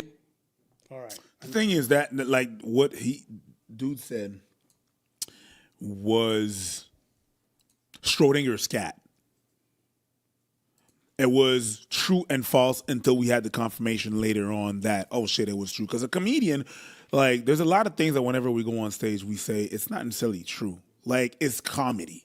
It's based on real things, but it's not real. Like, I have a bit where my sister's vegan. My sister's not vegan. I took somebody else's I know, but it would be more relatable and more close to me if I said my sister. That's not true, you know what I mean? But some facts are true, but I'm going to, like, juxtapose it and do something else about it. I do talk about my wife. There's some things that I say in there that's not necessarily accurate. But so when that guy did when he did that where let me just review his special, he takes in consideration that everything that Akaash is saying is true, and since we don't have the confirmation, we don't know. It's just that now we're like, oh shit, now we have the confirmation that it was kind of close, or we do know that it was reality. We don't know that everything that he's talking about is real, you know what I mean? If I took you completely seriously, I would have to beat you up. I'm not sure who you think you're talking to. It can't possibly be me. For real. Otherwise, I would have to fuck you up. Yes, the loving spectre of domestic violence. And what an ominous little chuckle. This joke stuck out to me because Singh, who is only 5'7", is doing some Napoleon-esque overcompensating. Singh does mention how short he is in other jokes, but here, he avoids it totally. Singh could add some humility by tagging the joke by saying they're pretty much the same height, and his wife would probably win in a fight. But he doesn't. No, maybe he's choosing just not to be, self-deprecating. You know what I mean? That's also an acceptable...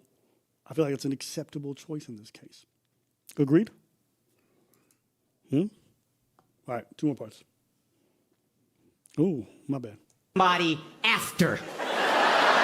He constantly reassures us that their relationship is healthy, but it sounds like desperate overcompensating. He sets up one joke saying that the fellas shouldn't care about most of the things their wives nag them about. Fellas. The fellas. Which he follows up by saying... And it's not for the record because women are illogical or hysterical or any hacky shit like that. The fact is, women are just more emotionally evolved than men. Emotionally evolved. Right. Right. You can see why Singh needs to say this to avoid looking like an outright sexist. Yet at no point in the next 10 minutes does Singh demonstrate his wife's emotional superiority. Oh, I love you so much. Emotionally evolved. Right. Gaslit. Did you see that? Did you see the switch? That was crazy, you know? That was good. That was good. Yeah, Ken, I'm so excited to spend the rest of my life with you. We never spend any time together! In fact, Singh goes out of his way to show how he has the emotional maturity. I take your emotions very seriously. But the way you are expressing them, I understand that's just the best way you know how in this moment. And underneath that, I still see... I'm not gonna lie, this with the emotionally evolved is a crazy one. Yeah. All right. Yeah. The pure, precious person that I married. Matt Rife does this throughout Natural. All right. I just thought this was funny because it like kind of pinged to a lot of the issues that everyone's like kind of getting from a lot of the podcasts when she's doing these jokes or whatever it might be. I just thought it was interesting that this came out almost a year and a half ago. It is interesting, but it is. What? No, nothing. I got nothing. I'm good. Well, with that, I think that pretty much covers most of what I wanted to assess. God damn.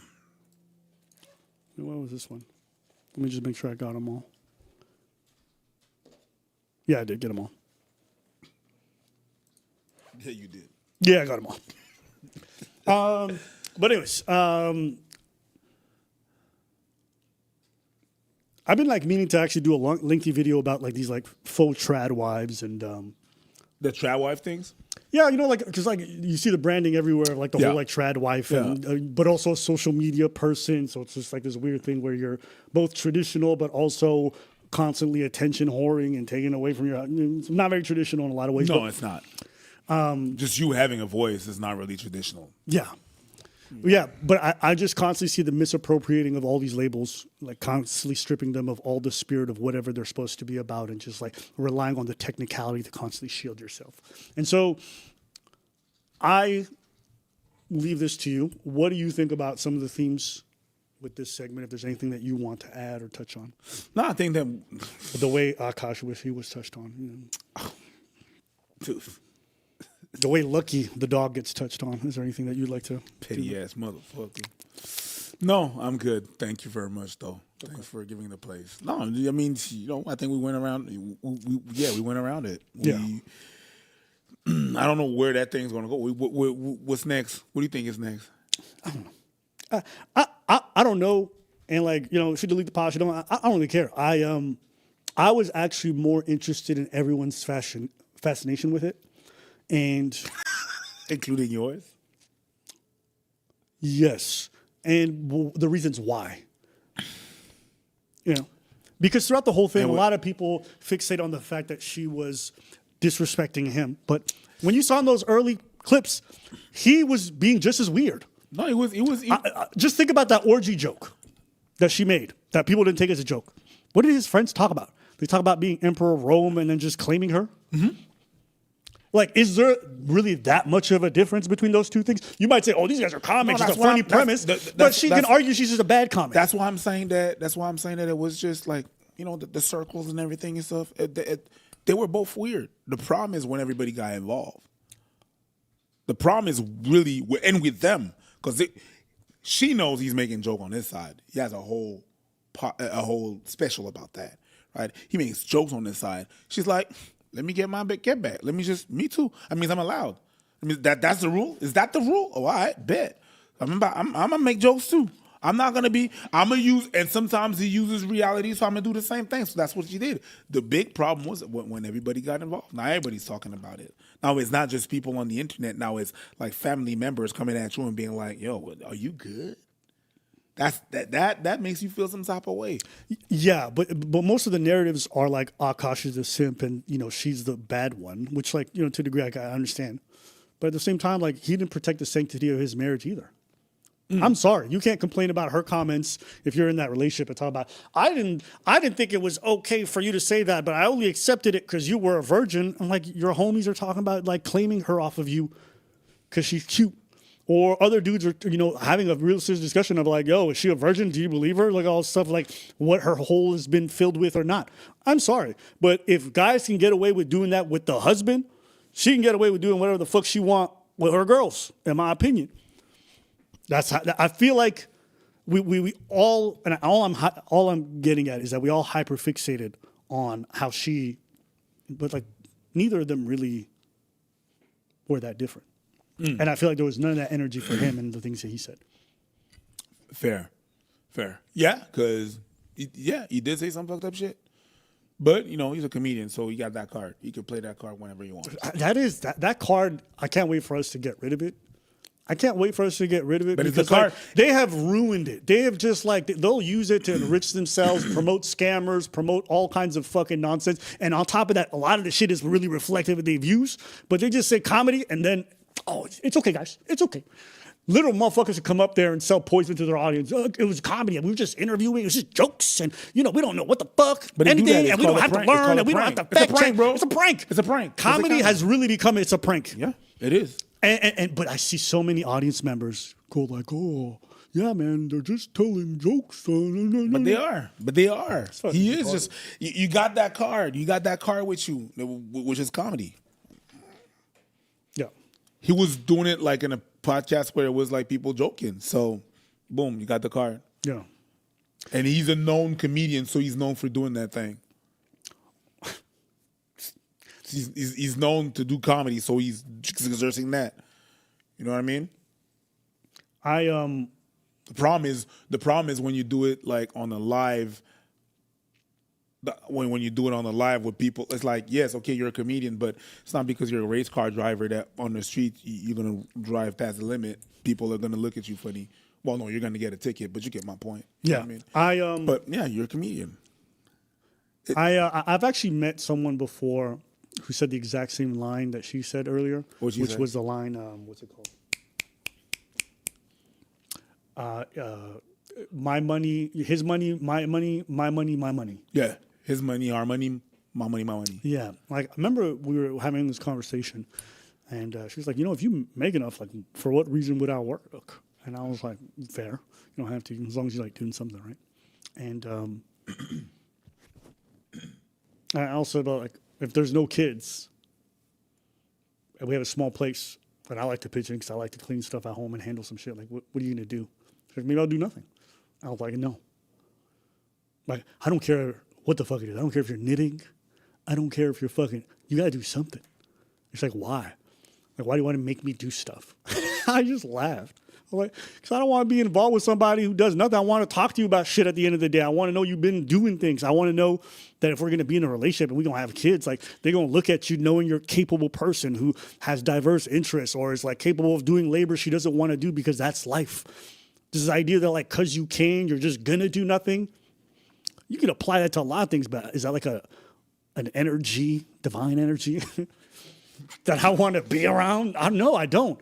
I respect and I appreciate people who do things. And I'm not talking about doing things in the context of like working a full-time job. It could be managing a home. That's fine. I grew up watching my mom personally work multiple jobs. She worked hard. She now lives a much softer life. They call that, I'm a soft girl. That's what they call it. She's in her soft girl era? She can't. She's retired. What are we talking about? There's a word for that. What the fuck are we doing, man? I'm sick and tired of this shit. I'm fucking sick. It's tough, girly. It's she's retired, bruh. She's fucking. Anyways, that's sorry. Funny. That's funny. Retirement. Soft girl. I'm sorry. Go ahead. No, that was funny. But yeah, I grew up in a lot of my work ethic, a lot of my ability to handle situations comes from watching her example. If I don't just watch some like fucking deadbeat who runs to Pilates every day and goes home like what am I showing through my example? So that shocked her. It was like actually a big point of contention. I'm like, I don't care. Like I refuse to procreate with somebody who thinks like that. And yeah, it was like a big point of contention. But this thing is something that's seen popularized. I'm seeing it. And the idea that people think it's a virtuous thing, I just don't understand how you guys can truly think teaching your kids that doing nothing but looking good is a virtue. It's like the most vain thing. It's so vapid and like their looks fade. Like, what are you teaching people? Wow, vapid. I haven't heard that shit in a long time. Oh, yeah. Congratulations. Yeah. Have you never heard this kind of stuff? The what? The I do nothing and he pays everything? In your personal life. I'm not talking about online. Personal life. No, I don't hang around people like that. Like, I stay away from shit like that. You have that kind of rhetoric. I'm keeping away. Even like I've got some people I knew, like they was like, I'm feminist, but I want them to pay. I'm like, okay, man. But I am a feminist. I'm like, yeah, but that goes against it. You understand? I don't care. You understand what you're saying? It's just well, technically, when it comes to the letter of the law, like when I went to church, they'd be considered a feminist. You've never been to church. That's not true. And I've definitely been hanging out. And in Christianity, feminism don't exist. No. It does. It's just gone. It's called the devil. It's just gone. Call it what you Lucifer. talking about? Nah, but it's like, it's okay. I don't hang with people like that. When I hear stupid shit, I'm like, yeah, that's the last time we're hanging out together. Yeah, that's why I have a hard time identifying with like the red pill movement. I know people have been using this to be like, see, that's why the red pill. Like, no, a lot of men enjoy having conversations with their partners and realizing that they have substance in them, that they have things that they can impart on them, lived experiences. Like for me, there's been nothing better than when I'm talking to somebody and they have a whole line of work I've never heard of, and I'm learning all kinds of things. The idea that like men just value women just for their looks and that's like really like the key crux of it and everything else, just throw it by the wayside. It's just not real. And especially with anyone who's been with vapid, like what the fuck are you going to do after you bust? Y'all got to spend time together and shit like that. So, of course, most people, what? What are you going to do once you don't care? Once you don't care, then what? Yeah. Yeah. So, like, we got to get rid of, like, these kind of caricatures of just, like, she looked cute, I guess. I'll throw the bag at her. It's like, even for people who have wealth, a lot of them are not looking for that because that kind of person is a liability. Their looks are going to fade. What the fuck is this? Nothing, nobody. What did Ronda Rousey call them? Do nothing bitches? You never heard that term? No, That's a great term. It's good. It's a good. To a rich person? What's a do nothing bitch? You said that spars like that. Anyways, all right. What do you mean do? Nah. What? Yeah. Is that a? Those who know. Those who don't know. Anyways, whatever. I don't need to. But anyways, all right. That's enough of this. Yes, it is. It's been like an hour 45 minutes. Yeah, it was fun though. We talked about virginity. We talked about Christ, bruv. We talked about some different concepts. That's the only thing that we talked about. Yeah, it's great. We had the other shit in line. What? Anyways. No, that's fine. We could move on. You have other things to say? God damn, it was an interview. What? What did you want to discuss specifically? But did you? I do have one thing. It's a short one. Yeah, go ahead. All right. We'll do that. Oh, yeah, I got it right here. Boom flick. Here it is. So this was someone who was reviewing a product, and it went viral, and then there was some reactions to it. Okay? Yeah, I'm going to...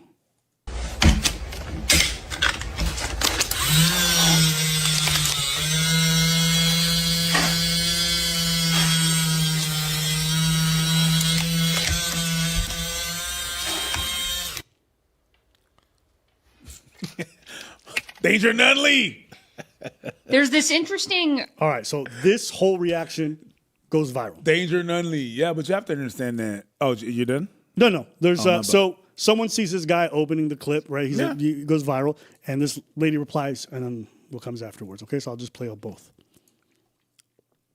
This interesting concept, and it's that if you do not understand the purpose of a device, it's probably because you do not need that device. She is 100% right. And you know what they say, when you know better, do better. And that's what I tried to do yesterday. That was 100% on me, totally my bad, and I'm sorry.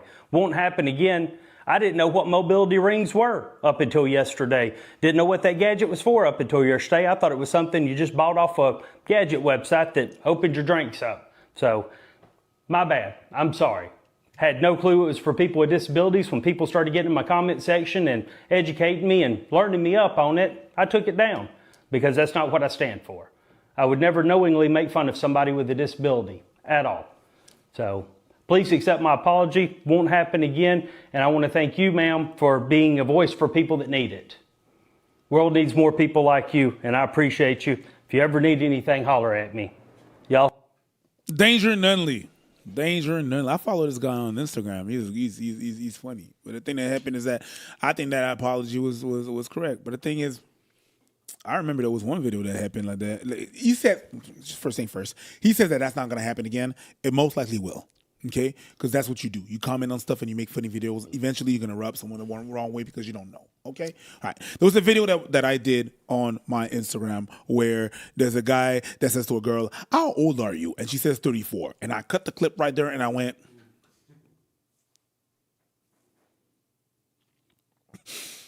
okay. That was it. Right? People commented and went to like 1 million, 2 million, 3 million, 4 million views, whatever, whatnot. I got a DM of the girl in the video. It's like, yo, that was me in the video. I am 34 years old. You're implying that I'm ugly, that I'm old, that I look old. I went to see her page and the blonde did not do her justice, but that's besides the point. She got hurt. So I just removed the video. I'm like, you don't need this, whatever. It was not the point. The point was to be funny, but I understand that. Whatever. She was actually 34. She was. You saw ID? No, I saw other pictures. And I was like, God damn, they did not do it. Anyways, I saw other pictures. Not even the ones that you're saying, oh, filters or whatever, whatnot. She was 34. Yeah. Okay. But I get that. Did you do a public apology? I think I did. Yeah, I did. I actually did.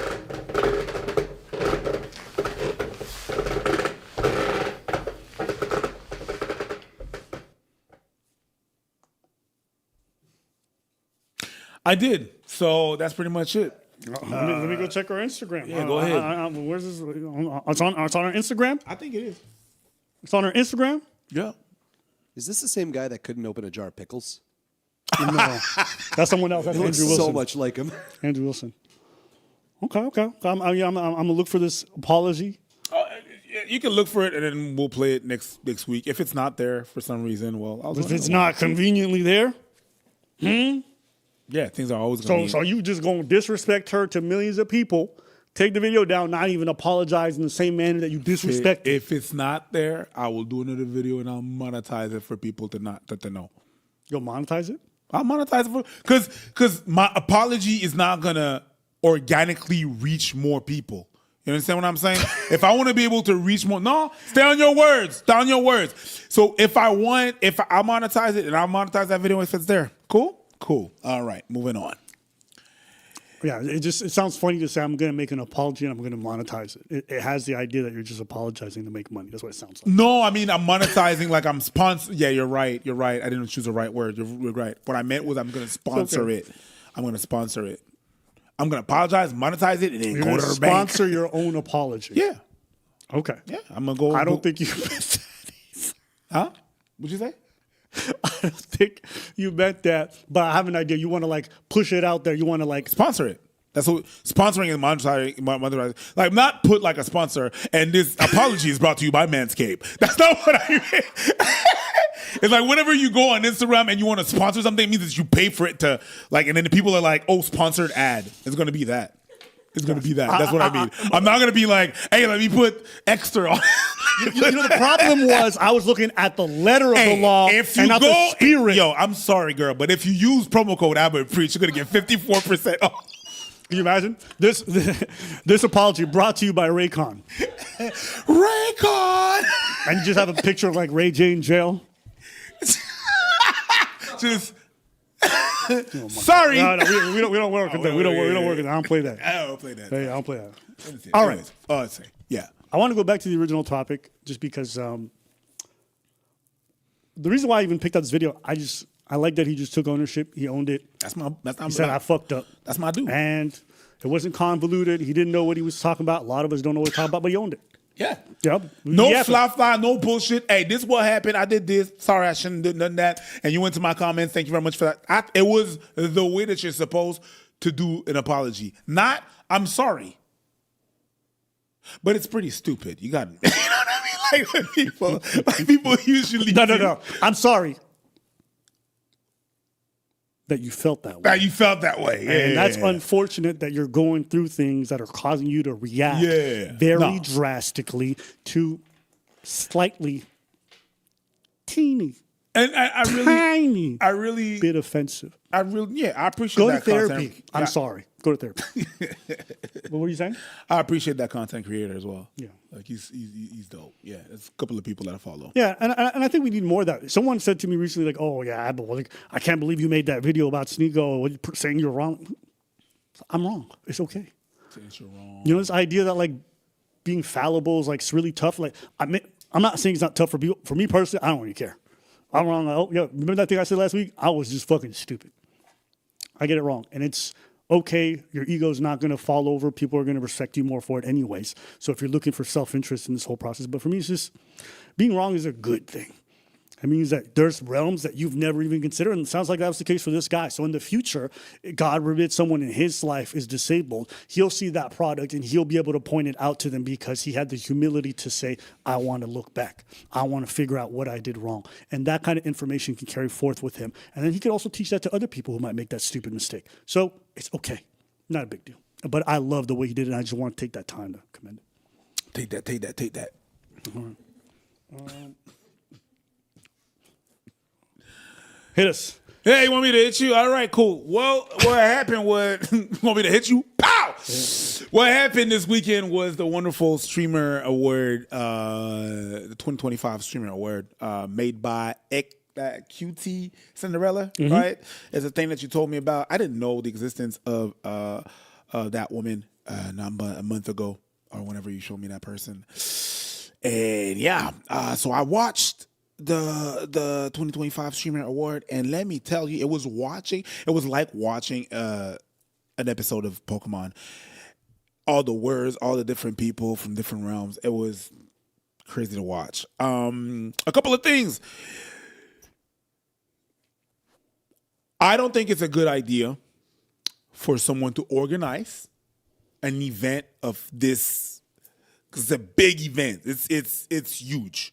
Right, there's sponsors involved. It's like basically if you're looking at the Grammys, but for streamers, right? It's really big. It's a big deal. It's a big deal. I really don't think that you should organize an event like that, of that grandeur, and also host it. It's too much. Hosting a gala like that is its own job that needs his own team, and you got to do a whole lot of things to be able to have a perfect animation. You have to, like, the perfect hosting, you have to have like writers and stuff like that. You have to rehearse and stuff. And then organizing all the event is already crazy at itself. Like, I don't even see how that's possible. What went wrong? Everything. Everything. I believe that it was bad. It made me like take my words back on every gala that I watched, and I was like, ugh, this is boring. This is not good. At least it was well done. Sometimes it's not going to be like the most entertaining, but everything is going to be at its place. The cues are going to be on point. People are going to be hosting, and it's going to be fair. You know, everything fits. But I mean, this was very amateur. It was too much. But I understand why it was too much, because I don't see someone hosting and organizing the event itself. Just like and I understand that it's like a clique of people that understand that know each other. While watching this event, I had to do a whole lot of background check on jokes, because it's all people that know each other, and they were doing inside jokes, right? If you're not from that world, you're not going to understand. You're going to think it's extra, like, offensive, but it's really just because it's inside jokes, right? So just to give you an example of how things were kind of awkward, and there was no writing, or there was kind of little jokes that were not really hitting it, let's just play the intro of the whole thing. Go ahead, sir. Nice dress, by the way. The sound? There's no volume. To the 5th Annual Streamer Awards. Or, as Aiden Ross would call it, his idea. Everybody looks so good tonight. It's so great to see you guys outside of your pajamas. I mean, come on. Ty Lil's in a suit. Yeah. We got Max in a suit. Look at that fur coat and everything. NMP's in a lawsuit. Pause. I don't know who wrote that for her, but these are not bad. No, they're not bad. It's just it's the delivery of it, the waiting. I don't think she's expecting. She's expecting a reaction that she's not having. Like some of them were falling dry. But go ahead, carry on. I'd take half that any day. I feel so lucky that you guys made it so far. Some of you traveled from all over the world. You flew in, you drove in, Lacey rode on Clix's coattails. Yeah. I'd like to remind everybody that this is a live show, okay? So please be respectful. Stay seated as much as possible. Hassan, if you see Sea-Dog get up, you can use your remote. That's fine.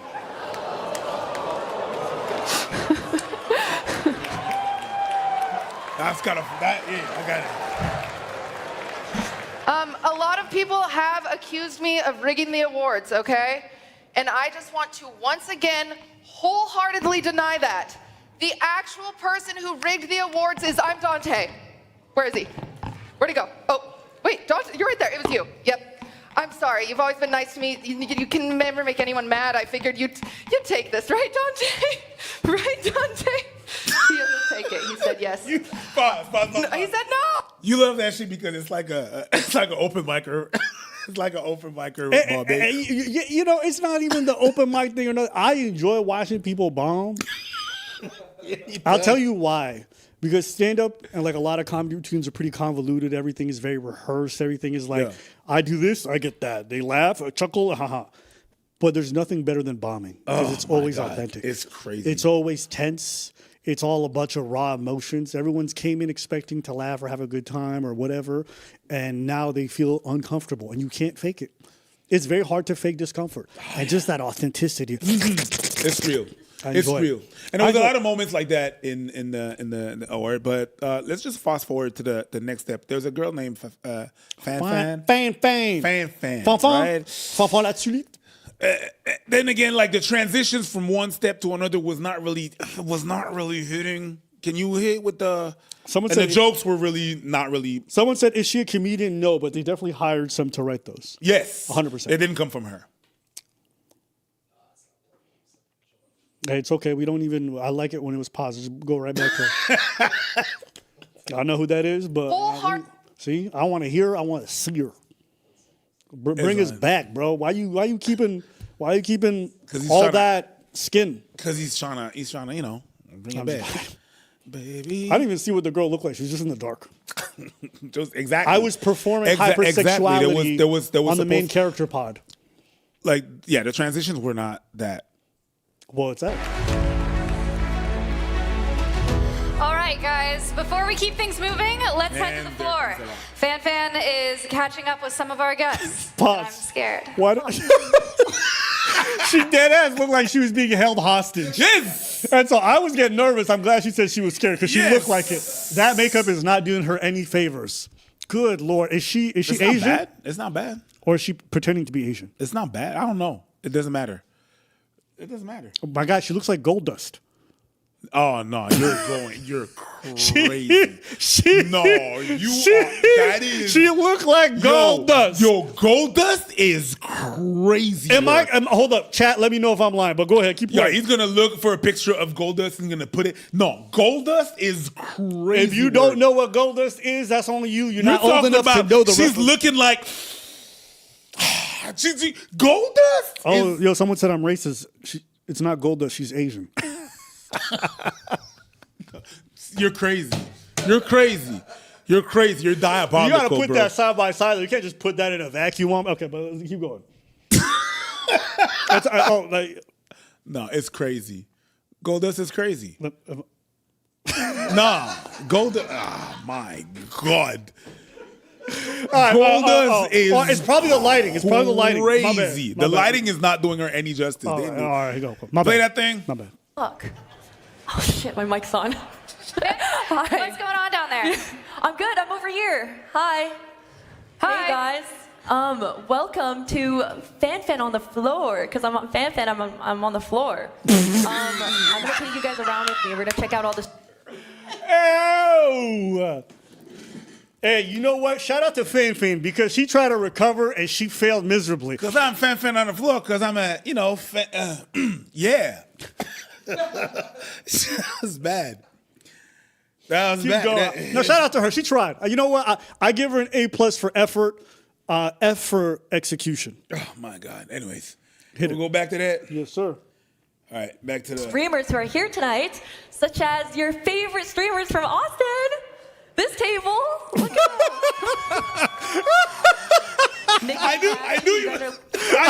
I knew you was about to love this shit because it's bombing. I think I hit the mic. That was good though. All right, we're all bombing today. A lot of people are gonna have secondhand embarrassment, but it's okay. We're gonna play that thing. Please play that thing. You know what? She's still reeling from her fuck up, so she's like, and it's not gonna get better. You're gonna have a blast. Let's go. I like this. I never looking like a beautiful couple of friends. Lovely. Peach, Sear, you guys are looking dashing and scrumptious as always. We also live in Austin. Yes, also Austin for Thank you, I love you. Hassan is here. Ooh. Is that a vibration remote in your pocket, or are you just excited to be here? Another joke about that. I'll put it on you later.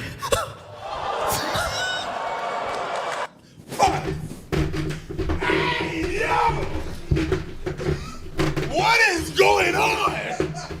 Whoa! Bro! Flag on the play! Yo! What did he say? He said that I'm gonna put it on. Bring it back. Don't even stand up. Yo, bring it back. Bring it back. What did he say? I'll put it on you later. It's just jokes. That's crazy. It's jokes. God damn, Hassan, let's go. You know what that's like? That's when like the heckler gets you and you just can't do shit. You're like, that was a good one. Yeah, that was crap. Shit. Yo, one time I was an open micer and I did this joke. It was this lame ass joke I used to do when I first started. It was about like going to a funeral with my dad when I was a kid, and it was like raining. And like during the funeral procession, my dad looks at me. He's like, "Oh, when it rains during a funeral, that's Jesus' tears washing away the sins of the dead." I remember that joke. And so I was on stage and I was like, "Yeah, so if that's what that means, then when it's snowing during a funeral, that's Jesus' jizz." That was horrible. Quiet. It's so fucking quiet in the room, and I'll never forget it. Some guy in the back during the mid-quiet goes, "I hope Jesus comes on your face tonight."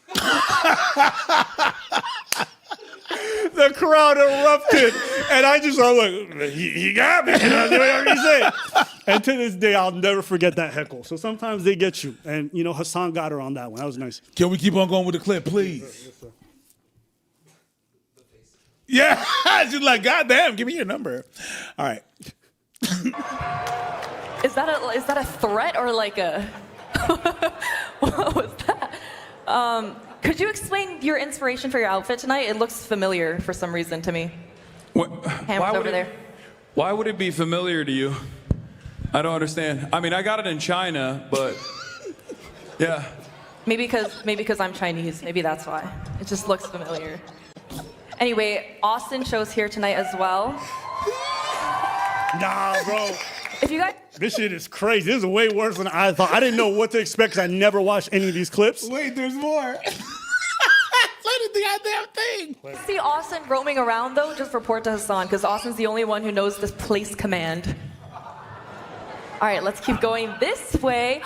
The homophobic table! Woo! Or was it misogynistic? Yes! I don't remember. Hi. That's crazy. No. I'm gonna give her that. That is crazy. That's flagrant. That's what she said. She said it was it homophobic or misogynistic? No, that's actually. I'm genuinely. There's some good moments. I gotta admit. That's crazy. Shout out to Fan. That was. I don't know. I don't know if she came up with that, but to have the balls to say that that, I'm gonna give it to her. Is that true? Are they homophobic? Well, they probably are. It's okay. It's okay. It's not okay to be homophobic. I don't know. You seem like you're on Twitch sometimes.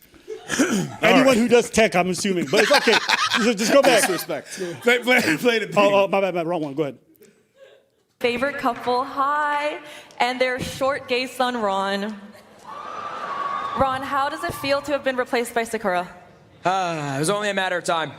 It's okay. It's okay. You get to sit next to them. Look at them. They're back to back.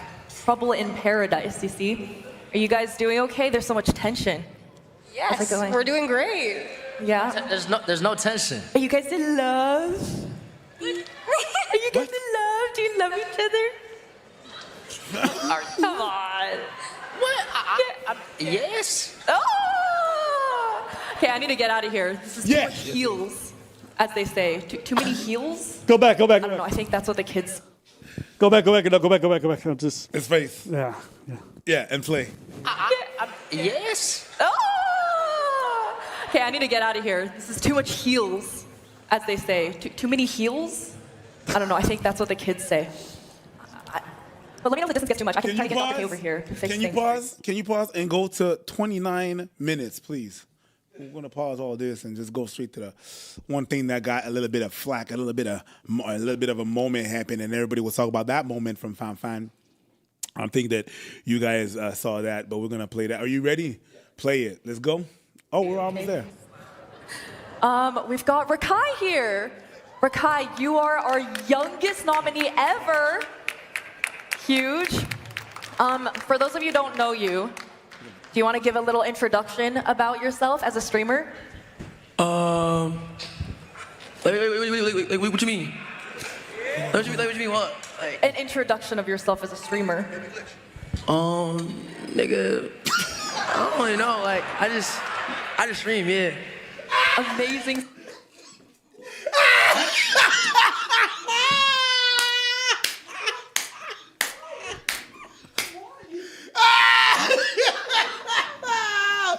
Yo, you can't make that up. I love this. He was so coconuts in Barbados. That was crazy.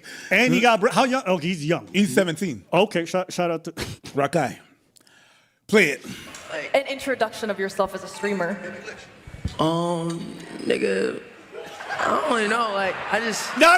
Stop. Did you see the guy in the back after he says nigga? The guy's like, yeah. No, go back and watch the dude right behind him. Look how stupid this guy is. What you mean what? An introduction of yourself as a streamer.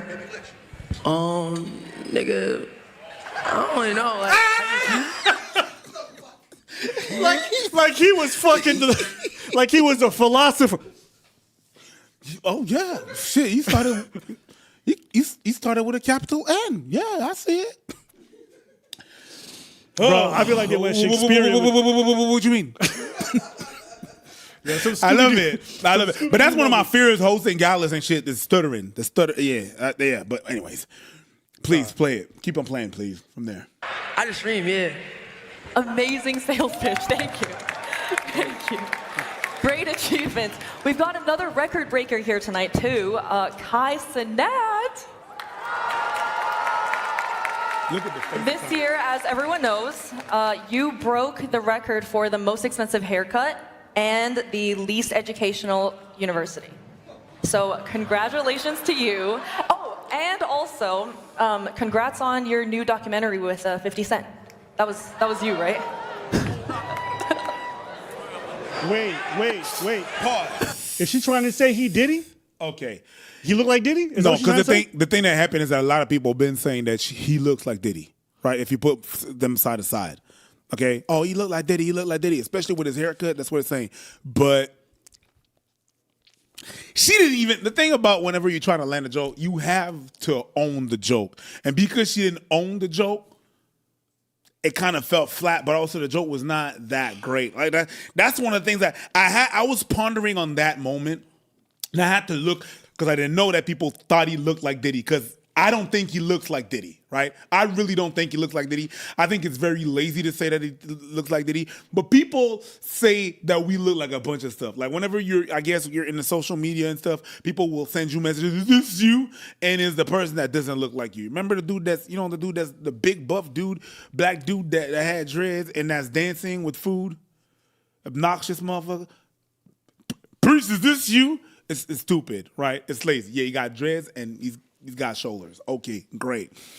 But apparently people are saying that, oh yeah, it really look like that, man. And yeah, it's kind of weird. So I'm a defender. I actually think most of what she's been doing so far is actually, especially for someone who doesn't have experience in this world, doing stand-up, she's doing great. Like she's going up there. She's not really studying. She's doing great for where she's at. You know what I'm saying? Like by open mic standards, she's doing great in that regard. She's doing okay. Because like she's on the biggest stage on a televised thing. Like you put 99% of ordinary laymen, they fucking up. I don't even know how many rehearsals they had. But it doesn't mean that she does great. She's doing, but not great. I'm saying she's doing better than what most ordinary people would do if they were in that position. But she's not doing great. She's doing, but not great. She's doing okay. She's saying words. She's not fucking up the words. She's host, but she's not doing great. Great, the word, t'es vraiment gentil. The word is very, very, very, very strong. I think I'm contextualizing it for the level of experience that she has. Fair. So you can only expect someone to do based off their abilities, sure. right? You can't. So if I'm having a headliner come in and they do a 15-minute set and they bomb, that's completely different than if I book a 15-minute open micer. So you have to judge them based off a fair standard. Sure. I agree it's not going great for her right now. Sure. But trust me, and I only say this because I've run open mics. I've seen a lot of people get up on that stage on far smaller stages and fuck up on a regular basis. Oh, yeah. Way worse than this. Consistently. I'm talking about like, and so what I'm getting at is like, she's getting out her full sentences. She's not stuttering through her words. I don't know who, and I'd have to know the back end. How many times did they rehearse all this other stuff? Yeah. But when I'm watching her, like some of the jokes weren't even that bad, even though they died on that stage. Well, the reason why is just the audience. You can feel the tension there. Wait, there's more tension. Can you please press play from when we were? Thank you very much. Because right after this, what happened?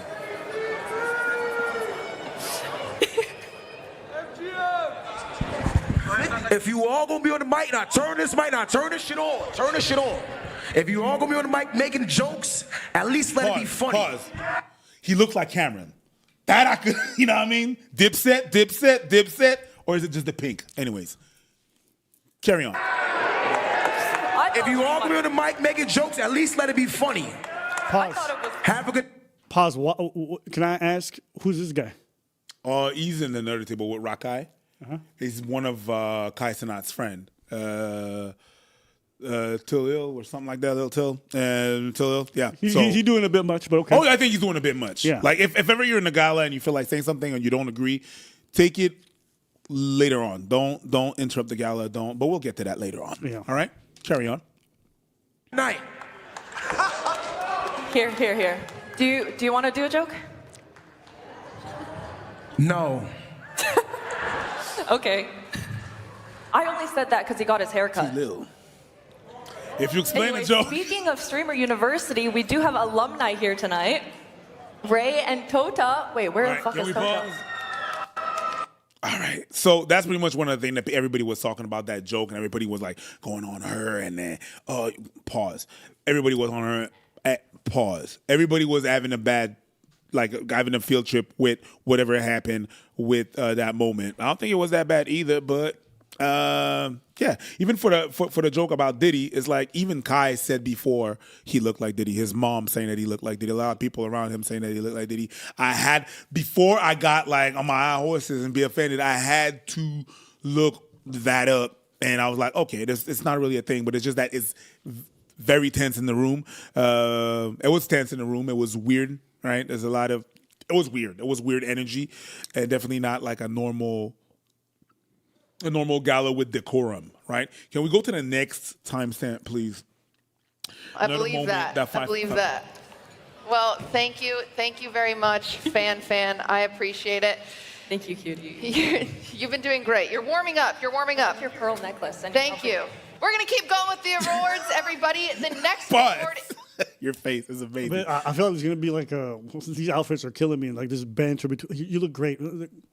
No, but here's what I'm the gonna say. transitions were horrible. I will say Go ahead. this is a matter of organization. Yes, 100%. Like, which was my first point. Organizing and hosting, doing both at the same time is weird. You're gonna have fuck ups like that. But go ahead. I don't even know if it's that much of a thing because it depends on who you have taking care of the other stuff. Clearly, it doesn't matter whether or not, like, having that girl in that spot when she's never done this kind of work, to move around, to manage the camera, to manage the lights, to manage the cues, to get the words out at the right time, that takes in a very experienced announcer / comedian, whatever you want. Even comics don't have experience doing this kind of thing. I promise you, because you guys have to think about the whole process of moving to your exact spots. You have to rehearse these things and your timing with the lights, with the camera, with everything. So I say this to say, I don't think it matters whether or not that girl was hosting or not. The problem is they don't have the right structure in place to put because that girl should have never been there. Doesn't matter if I'm hosting or not. You should have done enough rehearsal to see she should have never been there. I agree with you. That to I me, agree, but the thing that happened is that if you are hosting and you are organizing, there's a lot of mishaps like that that you're gonna miss. There's a lot of mishaps like that. You're not gonna have your full concentration on the whole project of what this is. You understand what I'm saying? You're gonna miss a lot of things. The cues are not gonna be done, or the cues are gonna be missed because there's not enough rehearsal. You're not gonna be able to put the right person in place. You're gonna be like, hey, I want to have a streamer there. Boom, you're gonna miss that. A lot of things you're gonna miss because you're not fully there. You're halfway there, living on a prayer, and you're going to be halfway there on the other side as well. So that's where it's going to be. It's going to miss. You can't do both. I disagree in this regards, but I agree with you that, like, I think she should never even be doing one or the other. Normally, when you're doing a award show this big, it's big. You have a committee. You have one person for director of photography. Yes. You have one person for stage rehearsal. Like, I don't even think she even should be at the rehearsal. She's not going to be on the stage because she should be managing a lot of the back end because my understanding she's a founder. Yes. So it's just like, organizationally, when I'm watching this, at least having done a lot of stuff on the back end of a lot of these shows, you get to see what it's like. You get to see how big the teams are. You get to see small events go to big events, and you see how things expand. And I just see a lot of miscues there in every department. That means she don't got the right team in place. That's what it tells me. Or maybe there's something else where they couldn't rehearse. They couldn't get access to the venue because they didn't pay enough money. I don't know what it is. I'll say this too. The crowd was doing them zero favors. The crowd, when she came up on stage, came up with the most tepid reaction. They were already tired. And I've seen this sometimes. Like, you guys would be surprised. Those exact same jokes with the crowd who's willing to be a little bit more can work super well. I've seen so many galas with jokes at that level or lower, and the people are responding well. This was, like, to me, was the equivalent of doing a hip hop show in the hip hop scene, underground scene, where everybody in the audience is a rapper. True. And they're like, I could do this. I could do better than this. Like, I could, you're not nailing this, I could nail this. So they're looking at you like a bunch of haters. That's what it felt like. That's what it felt like the crowd was. You go ahead. Oh, no, keep on. Keep going. Yeah, that's pretty much what I thought was happening. Can we move on to one of my favorite? Just a second, because now you told me about this event. There's a clip I saw because the guy who interrupted the show, apparently this is about him. I didn't know this. So this guy was sitting right beside him. And I think that kind of like did it. Oh, true story. I don't know if I should tell you this or not. So I'm in the middle, right? And I see them down there, and I hear the guy take the mic about, if you're going to tell a joke, at least make it funny. I didn't even get the joke or whatever. And then we went to an intermission. I go down, I go down to the bathroom. As I walk in the bathroom, I hear somebody come in and go, yo, fuck that bitch. Man, fuck that bitch. I'll fucking toss that bitch. Well, I'll fucking knock her fucking teeth out. How's she gonna suck dick with no teeth? Man, fuck that bitch. Who the fuck she thinks she... And I was like, oh my God. And then he started saying some shit about, I don't want to repeat it, about some things that are assault-wise that he's gonna do. And I'm thinking to myself, dude, this guy really fucking, I thought it was a bit. I think I know. After he knocks her teeth out. Yeah, we got it, bro. I thought it was a bit. And this dude's in the bathroom talking about he's gonna straight up fucking beat the shit out of her and do some horrible things to her. And I was coming out of the bathroom and I was like, yo man, are you okay? Like, you good? And he looked at me like this, and his friend goes, man, he's just from New York. And then they dead ass. That's when you want Tylil or whatever, what is the Rakai to go, nigga. That's an overreaction. I'm sorry. And like, all you did is draw more attention to the bad joke. So I don't know, maybe this guy rides for, I was going to say rides his meat, but maybe he rides for Kai or whatever, and I get it, but that whole reaction, that joke wasn't fucking funny. Now you've made the situation 100 times more 100%. awkward. You made the whole event more awkward. You've highlighted all the jokes that you didn't like that was being said way more. Like Preach said before, you just handle that shit backstage. That's crazy. So what you saying? He's black Nina Lily? She on some other shit, but yeah. All right, cool. Yo, that's my favorite moment of the award. Can you please play that? Stage, Sweet Anita. Sweet Anita is that's my favorite. Hello, everyone. So, I feel like everyone here. Pause. You know what happened? She went, hello, everyone. I went, hello. God bless her. God bless her. Oh, yeah, God bless her for different reason. Play it back. Dick, everyone here has a everyone here is a talent. But these people actually have talent. So, fuck off. This category celebrates the streamers who create the best art, food and drink. Fuck off. The best dick, the best dance, cosplay, ASMR, or other makers creating content, among other things. So the nominees for the best creative arts streamer, suck my dick. I love you. Play the second part. Play the second part. That's my favorite moment. I love that girl. I'm starting to believe that this shit's all fake, and I love it.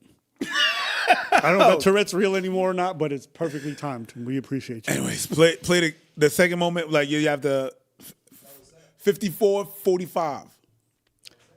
No, it's okay. Just rates the streamers who create the best art, food and drink. Fuck off. The best dick, the best But dance. that's when. Oh, okay. My bad. Yeah, because that was 54-10. It doesn't matter. It was just the same thing, basically. I want to point out go to the next clip. It's fine. It's fine. 1 hour and 1 minute. And 40. That's the next one that we have. Because Kai Cenat won an award. That's pretty nice. Go ahead. Play it.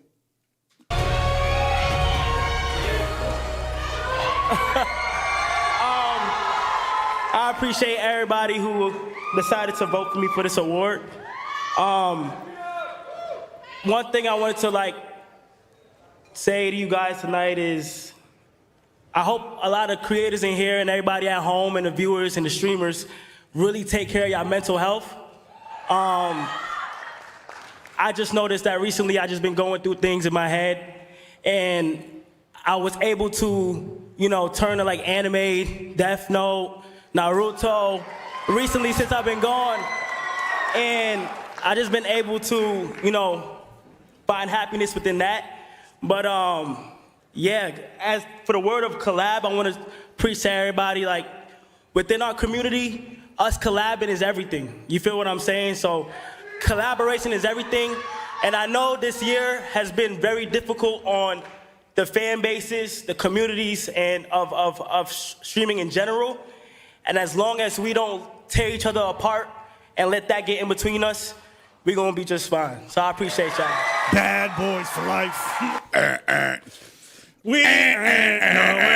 No. But I appreciated that message. It's good because. Could you imagine if fucking Ty Lil just busted the door? Yo, that joke ain't fucking funny. Yo, stop singing, Ben. I appreciate the fact that he highlighted that mental health and stuff like that. Great that it was, he was able to overcome that with Naruto. But I remember a different guy that was doing a different stuff 4 years ago, and we spoke about that. Can you put the clip? And then Kai spoke about it, right? Can you put the clip, please? From the top, make it drop. Speaking of content, bro, let's get into the fuck shit, man. Look into the fuck shit, man. Yo, listen, man, bruh. I'll keep a buck with you, right? Okay. I was an Alba and Peach, fan. Okay. Pause. But then as soon as they diss my nigga. Yo, listen.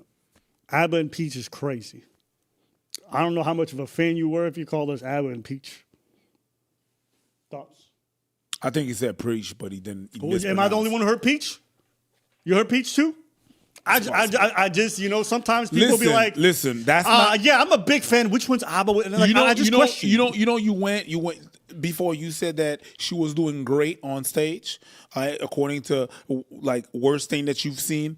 I'm gonna say that it's not that bad because someone, and that's a real story. It said like, oh my God, I'm a fan of y'all, Fresh and Fit, and I lost my shit. You know what I mean? And I think that that's worse than calling me Peach. Fair. There's worse, but he's also bad. But I give you what you go ahead.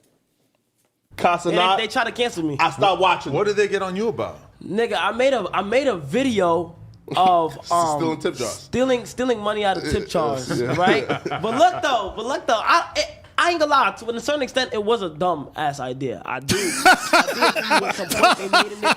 At least he acknowledges that. At least he acknowledges that. But from the clip where he was stealing tips from people to whatever he was saying that and what he accomplished in the streaming world, he was able to turn around. You know what I mean? I feel like he was able to turn around and do like something positive. So I ain't mad at that. Well, I want to see more of that clip. Oh, sure. Go ahead. Play. Mm-hmm. It was not smart. But my dumb ass was thinking like, okay, it would be hilarious if I was to pay, I go to Starbucks, order something, and then take the tip jars out of the thing and pay them. But I was going to tip them at the end, to make sure thing is clean. I thought it was cool. Ended up posting it. I got fucking killed for it. When they have a community where it's like, bro, they could cancel you. And so that whole type of phase, I fucking hated it so much, bro. Shit was fucking terrible. But when they tried that, I got a whole bunch of new people trying to cancel me crazy because they didn't think it was cool to steal money from tip jars, which is not. But I kind of find it funny how it was somebody else that made a huge YouTuber. He made something else like that. Nothing happened to him. Back in the day, I'm not saying I did it, but I had friends who would all the time steal out the tip jar, not to mention the fucking charity box. That's how you know you're wrong if you did the same thing as Adam 22. All right? Or else you're going to end up with your wife getting cucked out and you just sitting there in the corner watching. Now, but he was able to grow from that part. That was 4 years ago. And then he was able to, he grew so much. I'm happy he did. I'm glad he did. I can't say I'm proud because I'm not like his dad or close to him like that. I'm just happy he did. I'm happy to see that, what he was able to accomplish. 1, 2, we don't have nobody to cancel you. You have your own following, and it's not like zombies where our following is going to contaminate your following and then they're not going to follow you. Look what happened. You got even more people, so don't even worry about that, bro. But yeah, I'm happy that whatever he's doing right now, that's great. Yeah, for all of you guys watching, Preach heard that part about we need to keep collabing, and he's trying to sneak something in right now. So this is. I don't think he's gonna collab. There's no reason. I don't think he would want a girl like me. I don't think he would, because I'm too old. I'm not his demographic. I'm not gonna bring anybody to. He hangs out with The Rock and fucking. I'm not The Rock. I'm not fucking Kevin Hart. Come on, B man. Yeah, you preach. Anyway, that was going nowhere. But you that guy. I know because I work with you. You up there. You haven't reached up there in my age. But yes. Anyways, moving on. Okay. To the next. No, we're not moving on. I didn't get to say what I was. Why are you rushing through this thing? You always rush through things. I'm not Ukraine. Chill. All right. So like I'm saying, I think. But I know. All right? That's why I'm not hosting the fucking. All right. Yeah. Couple things I want to say. Go ahead. We did a video on Kai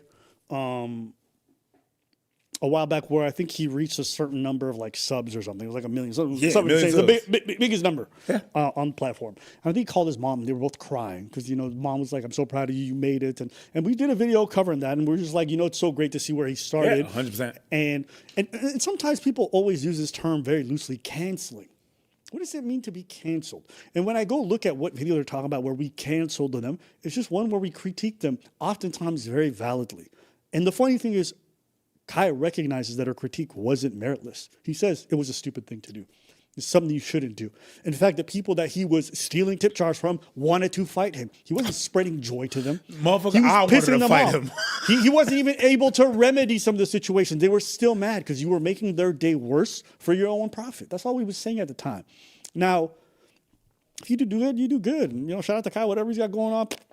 Keep killing it, my guy. But as far as the whole mental health thing, I just thought it was funny. Yes. But he's like, I'm going through a stressful time, and I was thinking all kinds of crazy things, and what helped me was a Death Note. Because when you're watching Death Note, you ain't got to think about other things. It's entertainment. It's entertainment. It's entertaining. But Naruto's close second. Listen, friendship. Sasuke loves Naruto. Those are beautiful things to watch. Date Bayo. All right, let's go. But yeah, I'm very, very happy for him. I do want to go back to the one topic that we had before. Oh, go ahead. I know everyone's like clowning the whole streaming award show. I will say, I think it's kind of cool that someone takes the effort to put that kind of stuff 100%. on because it means a lot for the community. I know everyone's like, oh, the fucking show sucks, whatever. I don't think some of y'all watch and realize. Like, I know we've made fun of like the cutie Cinderella girl for like a couple instances here and there, but like, honestly, it's so hard to organize these events. It is. And the community that she's organizing it from doesn't seem that grateful or doesn't seem that giving. And so I also think that in my experience, content creators are very entitled. Yup. Okay? I think they should be a good sport about showing up to this event that benefits them, that gives their community more validity, and show the kind of initiative and energy that makes this event want to happen. If I was her, I would be like, fuck y'all, I ain't never organizing this shit again. Because I'll be damned if something that's meant to benefit my community is going to bomb on my watch and I'm going to help it do so. That's retardation. But a lot of content creators operate in this like dog-eat-dog thing where even things that are meant to help them and uplift them, they will trance it down for the most stupid reason. Yeah. Okay? 100%. There's a lot of things you could have improved. You don't like one of the jokes, it kind of offended you. Go backstage, work with them in the future. Tell them to hire somebody to check some of these things. There's a lot of things they can do. But I just think the way that these people approach it is just like, it's me versus them versus that table versus that table. I'm here for mine and fuck y'all. And that's why you guys are probably not going to get too many more award shows. And if you do, it won't be on that caliber. Because honestly, she put on a big event. It just wasn't well executed. But y'all made sure that that shit crashed and burned. From the very moment she came out, that shit was awkward. That's on y'all. That's not on her. You guys, this is not a stand-up comedy show where you're going to see a random act in your neutral. No, you guys know what this is for. This is for you guys to benefit and win these awards. So to sit there and be like, well, fuck this shit, man, I don't even want to be here. Bitch, stay home. So I'll say that's a shit audience. No, I think you're absolutely right about that because, like, I still don't agree that she should have done both. But was there even someone to do both? You know what I mean? That's the thing. Was there even someone to do both? Was there someone to take the place of Fan? Was there, like, and I've been involved in big award shows like that. It's so much work. So she don't have to do none of that. She don't have to dedicate stuff like that. And there's people that are ungrateful. So it's really tough to, that was the most thing that was the most hard to watch. People being ungrateful about how big it was. Like to have all those cameramans, all the people that you see, the angles of cameras, is people holding those cameras that are being paid. So there's something that is like she worked her ass off for that. It was not the greatest thing. It wasn't. But then again, what do you expect from someone that does not do that for a living? I've seen some shows from people that do that for a living, and them shows sucked. I think that, like Abba said, overall, she did the best that she could, and it was a not so bad job. I want y'all to think, all these people like collaborate with each other. So many of these communities collaborate. So that means that they have it's not like people who are like all separate industries, none of them, a lot of them go to the same events. So they see each other on a regular day. This is not like doing some shit in front of strangers you've never seen from all kinds of walks of life. No, these are all from the same website platform who interact with a lot of the names. I have to think, this is why I also said like the fan girl, I feel for her because she probably never done this shit and she took up the challenge. Now, maybe there's some nepotism involved. I don't know. I'm going to be charitable and think that she hired somebody because what was available, what her budget could handle, and someone who she thought was capable. She stepped up to the plate. I mean, she showed up there in front of a crowd who wasn't even trying to give her nothing. And I think, to me, that's probably like the biggest disservice because, like, you think about it, this is an entertainment platform. Everything is very interesting. All the people they hired were other streamers. If Fan wasn't the right choice, I asked the question, why didn't any of the more talented people step up to want to even be participating? Nobody want to take that spot. Nobody would want to take that spot because at the end of the day, the way they see this is a competition, right? And you can't talk. If I'm talking to you, I'm not gonna give you some juice for you to be good at it. I'm not gonna be able to give you nothing. No, fuck that. You're on your own, boo boo. You're on your own. If we collab, then that's cool because we're both benefiting from that. But now I'm not gonna give you some free juice. That's the feeling that I got that was happening with them. Understand what I'm saying? Yeah. That's what I see. But yeah, it is what it is. I think that I don't think that streamers have comedians don't really have like they don't have like la dérision. Self-deprecating. Oh, self-deprecation. Self-deprecation. They don't have that.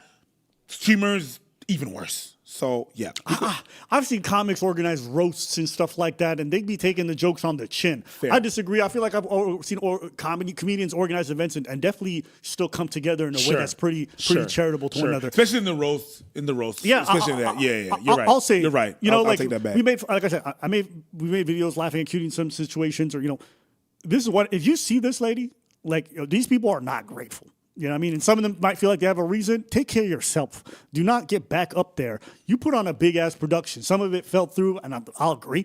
But the way the crowd was giving you energy, that shit was crazy. From the jump. It's so crazy. And I'll tell you, as someone who's part of an industry where awards really matter when it comes to getting grants, when it comes to getting brand recognition, when it comes to getting higher brand deals, like the kind of shit she's doing isn't just like a plaque. This translates into monetary value when they negotiate deals. I'm talking about thousands of dollars more, tens of thousands, some going even higher than that. Or when they ask for grants or stuff like that. Yeah, 100%. Yeah. When in the future they're going to go on to do other projects, they can lean on these awards to build out their resume. These are big deals. I know it doesn't seem that way, but I'm telling you from someone who has had to negotiate for these deals, it matters.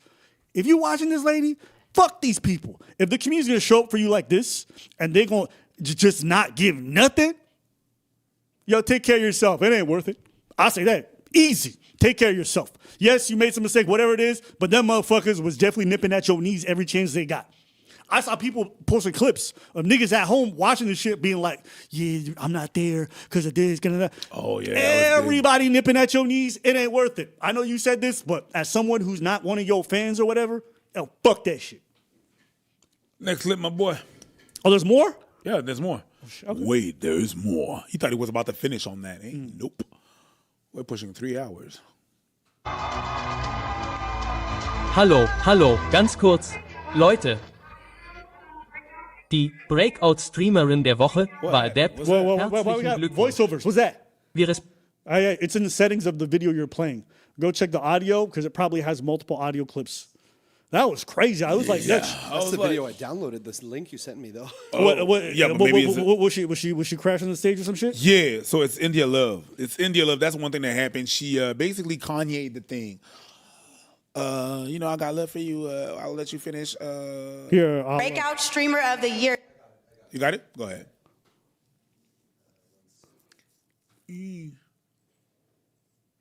Breakout Streamer of the Year went to Adapt. But Rakai should have won Breakout Streamer of the Year and DDG. I don't care what y'all say. Congrats on your new documentary with 50 Cent. That was you, right? No, you don't have the time for hosting the event. It's 244. Put it at 244. Thank you. Hello. Real quick, y'all. I know Breakout Streamer of the Year went to Adapt. And congratulations, and we respect you for what you did. But Rakai should have won Breakout Streamer of the Year and DDG. I don't care what y'all say. Shout out Rakai, shout out. And people are booing her. Several issues here. Pause. People are booing her. Like, no.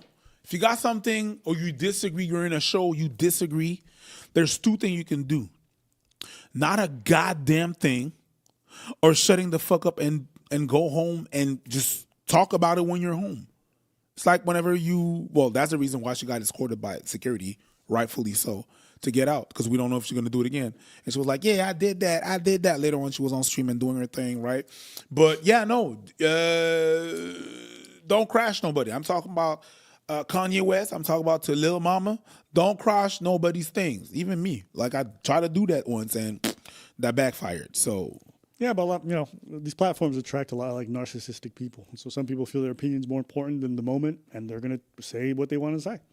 Unfortunately, you're never gonna stop, and it's gonna benefit her too because she gets brand recognition. People saw them titties. A lot of fucking thirsty dudes are gonna probably pay for whatever she got going on. So, stupid moment for sure. Yeah, sure. You're right, but it's almost in her business interest based off the kind of shit she does. Anyways, that's pretty much what we got. That's what we got. That's what I had for the whole thing, the whole event of the awards. I said what I said. I said my piece. I still think that she shouldn't be doing both. But if she did both and it went that way, it could have gone way worse. That's for sure. Would you recommend that if she apologizes, she monetizes it? No, she would sponsor it. She was definitely sponsor I'm just it. asking. She should definitely sponsor it. Sponsor is the right way. Yeah. Monetizing, I don't know. Advertise it. All right. What did you say? You said what now? Nigga. With that being said, the coconuts in Barbados. Yeah, you know what? I think even though I don't really care too much about streamer stuff in general, like to me, what really stood out to me is the community not showing up for the person organizing something for their benefit. That's the takeaway I get from this. You can look at the fuck ups, you can look at a lot of stuff, but these people should have been far more supportive of something that helps their industry. To me, I can't wrap my head around that part. That's the I can't, but it's just like. If you've never organized events, guys, I'm telling you, it is one of the most thankless jobs you will ever do in your life. 100%. And when people come to the event and they give you energy and they make the event go well, and even when, because like, guys, hiccups are going to happen at events. Maybe not to this degree, but many of them do. A host who's not like great, and what you normally hear is cheering. You got this, girl, keep going. You hear people trying to just send words of encouragement. Them motherfuckers couldn't wait to grab. Hey, bitch, that wasn't funny. Oh no, they went there to hate. Yeah, they went there to hate. They came with some tight energy. And it's just like, you know, I when she had that video of her crying, I remember saying like, there is nothing that will infuriate you more than when you doing shit for free. Because apparently she's not even paid for this shit. Yep. When you doing shit for free for others and they try to spit in your face. So like, imagine trying to hand a homeless person a sandwich and he spits on you. I won't do nothing because I don't want AIDS, but you get what I'm trying to say. What'd you say? It's a long story. The truth is I just don't want to be canceled. Now, I'm just saying it's something that gets to you. And I can only imagine if I'm her boyfriend got to be consoling. She's probably crying. She'd be probably crying for multiple days. She crying on the street. She crying a lot, man. Yeah. But I'm not even, I can't say nothing because goddamn. Woof! Hey, man. Shit. They're ungrateful for real. God bless her. Anything else? No, that's all I got. All right, man. Peace out, everybody. I hope you guys enjoyed it. We'll be back. We'll be back. Peace.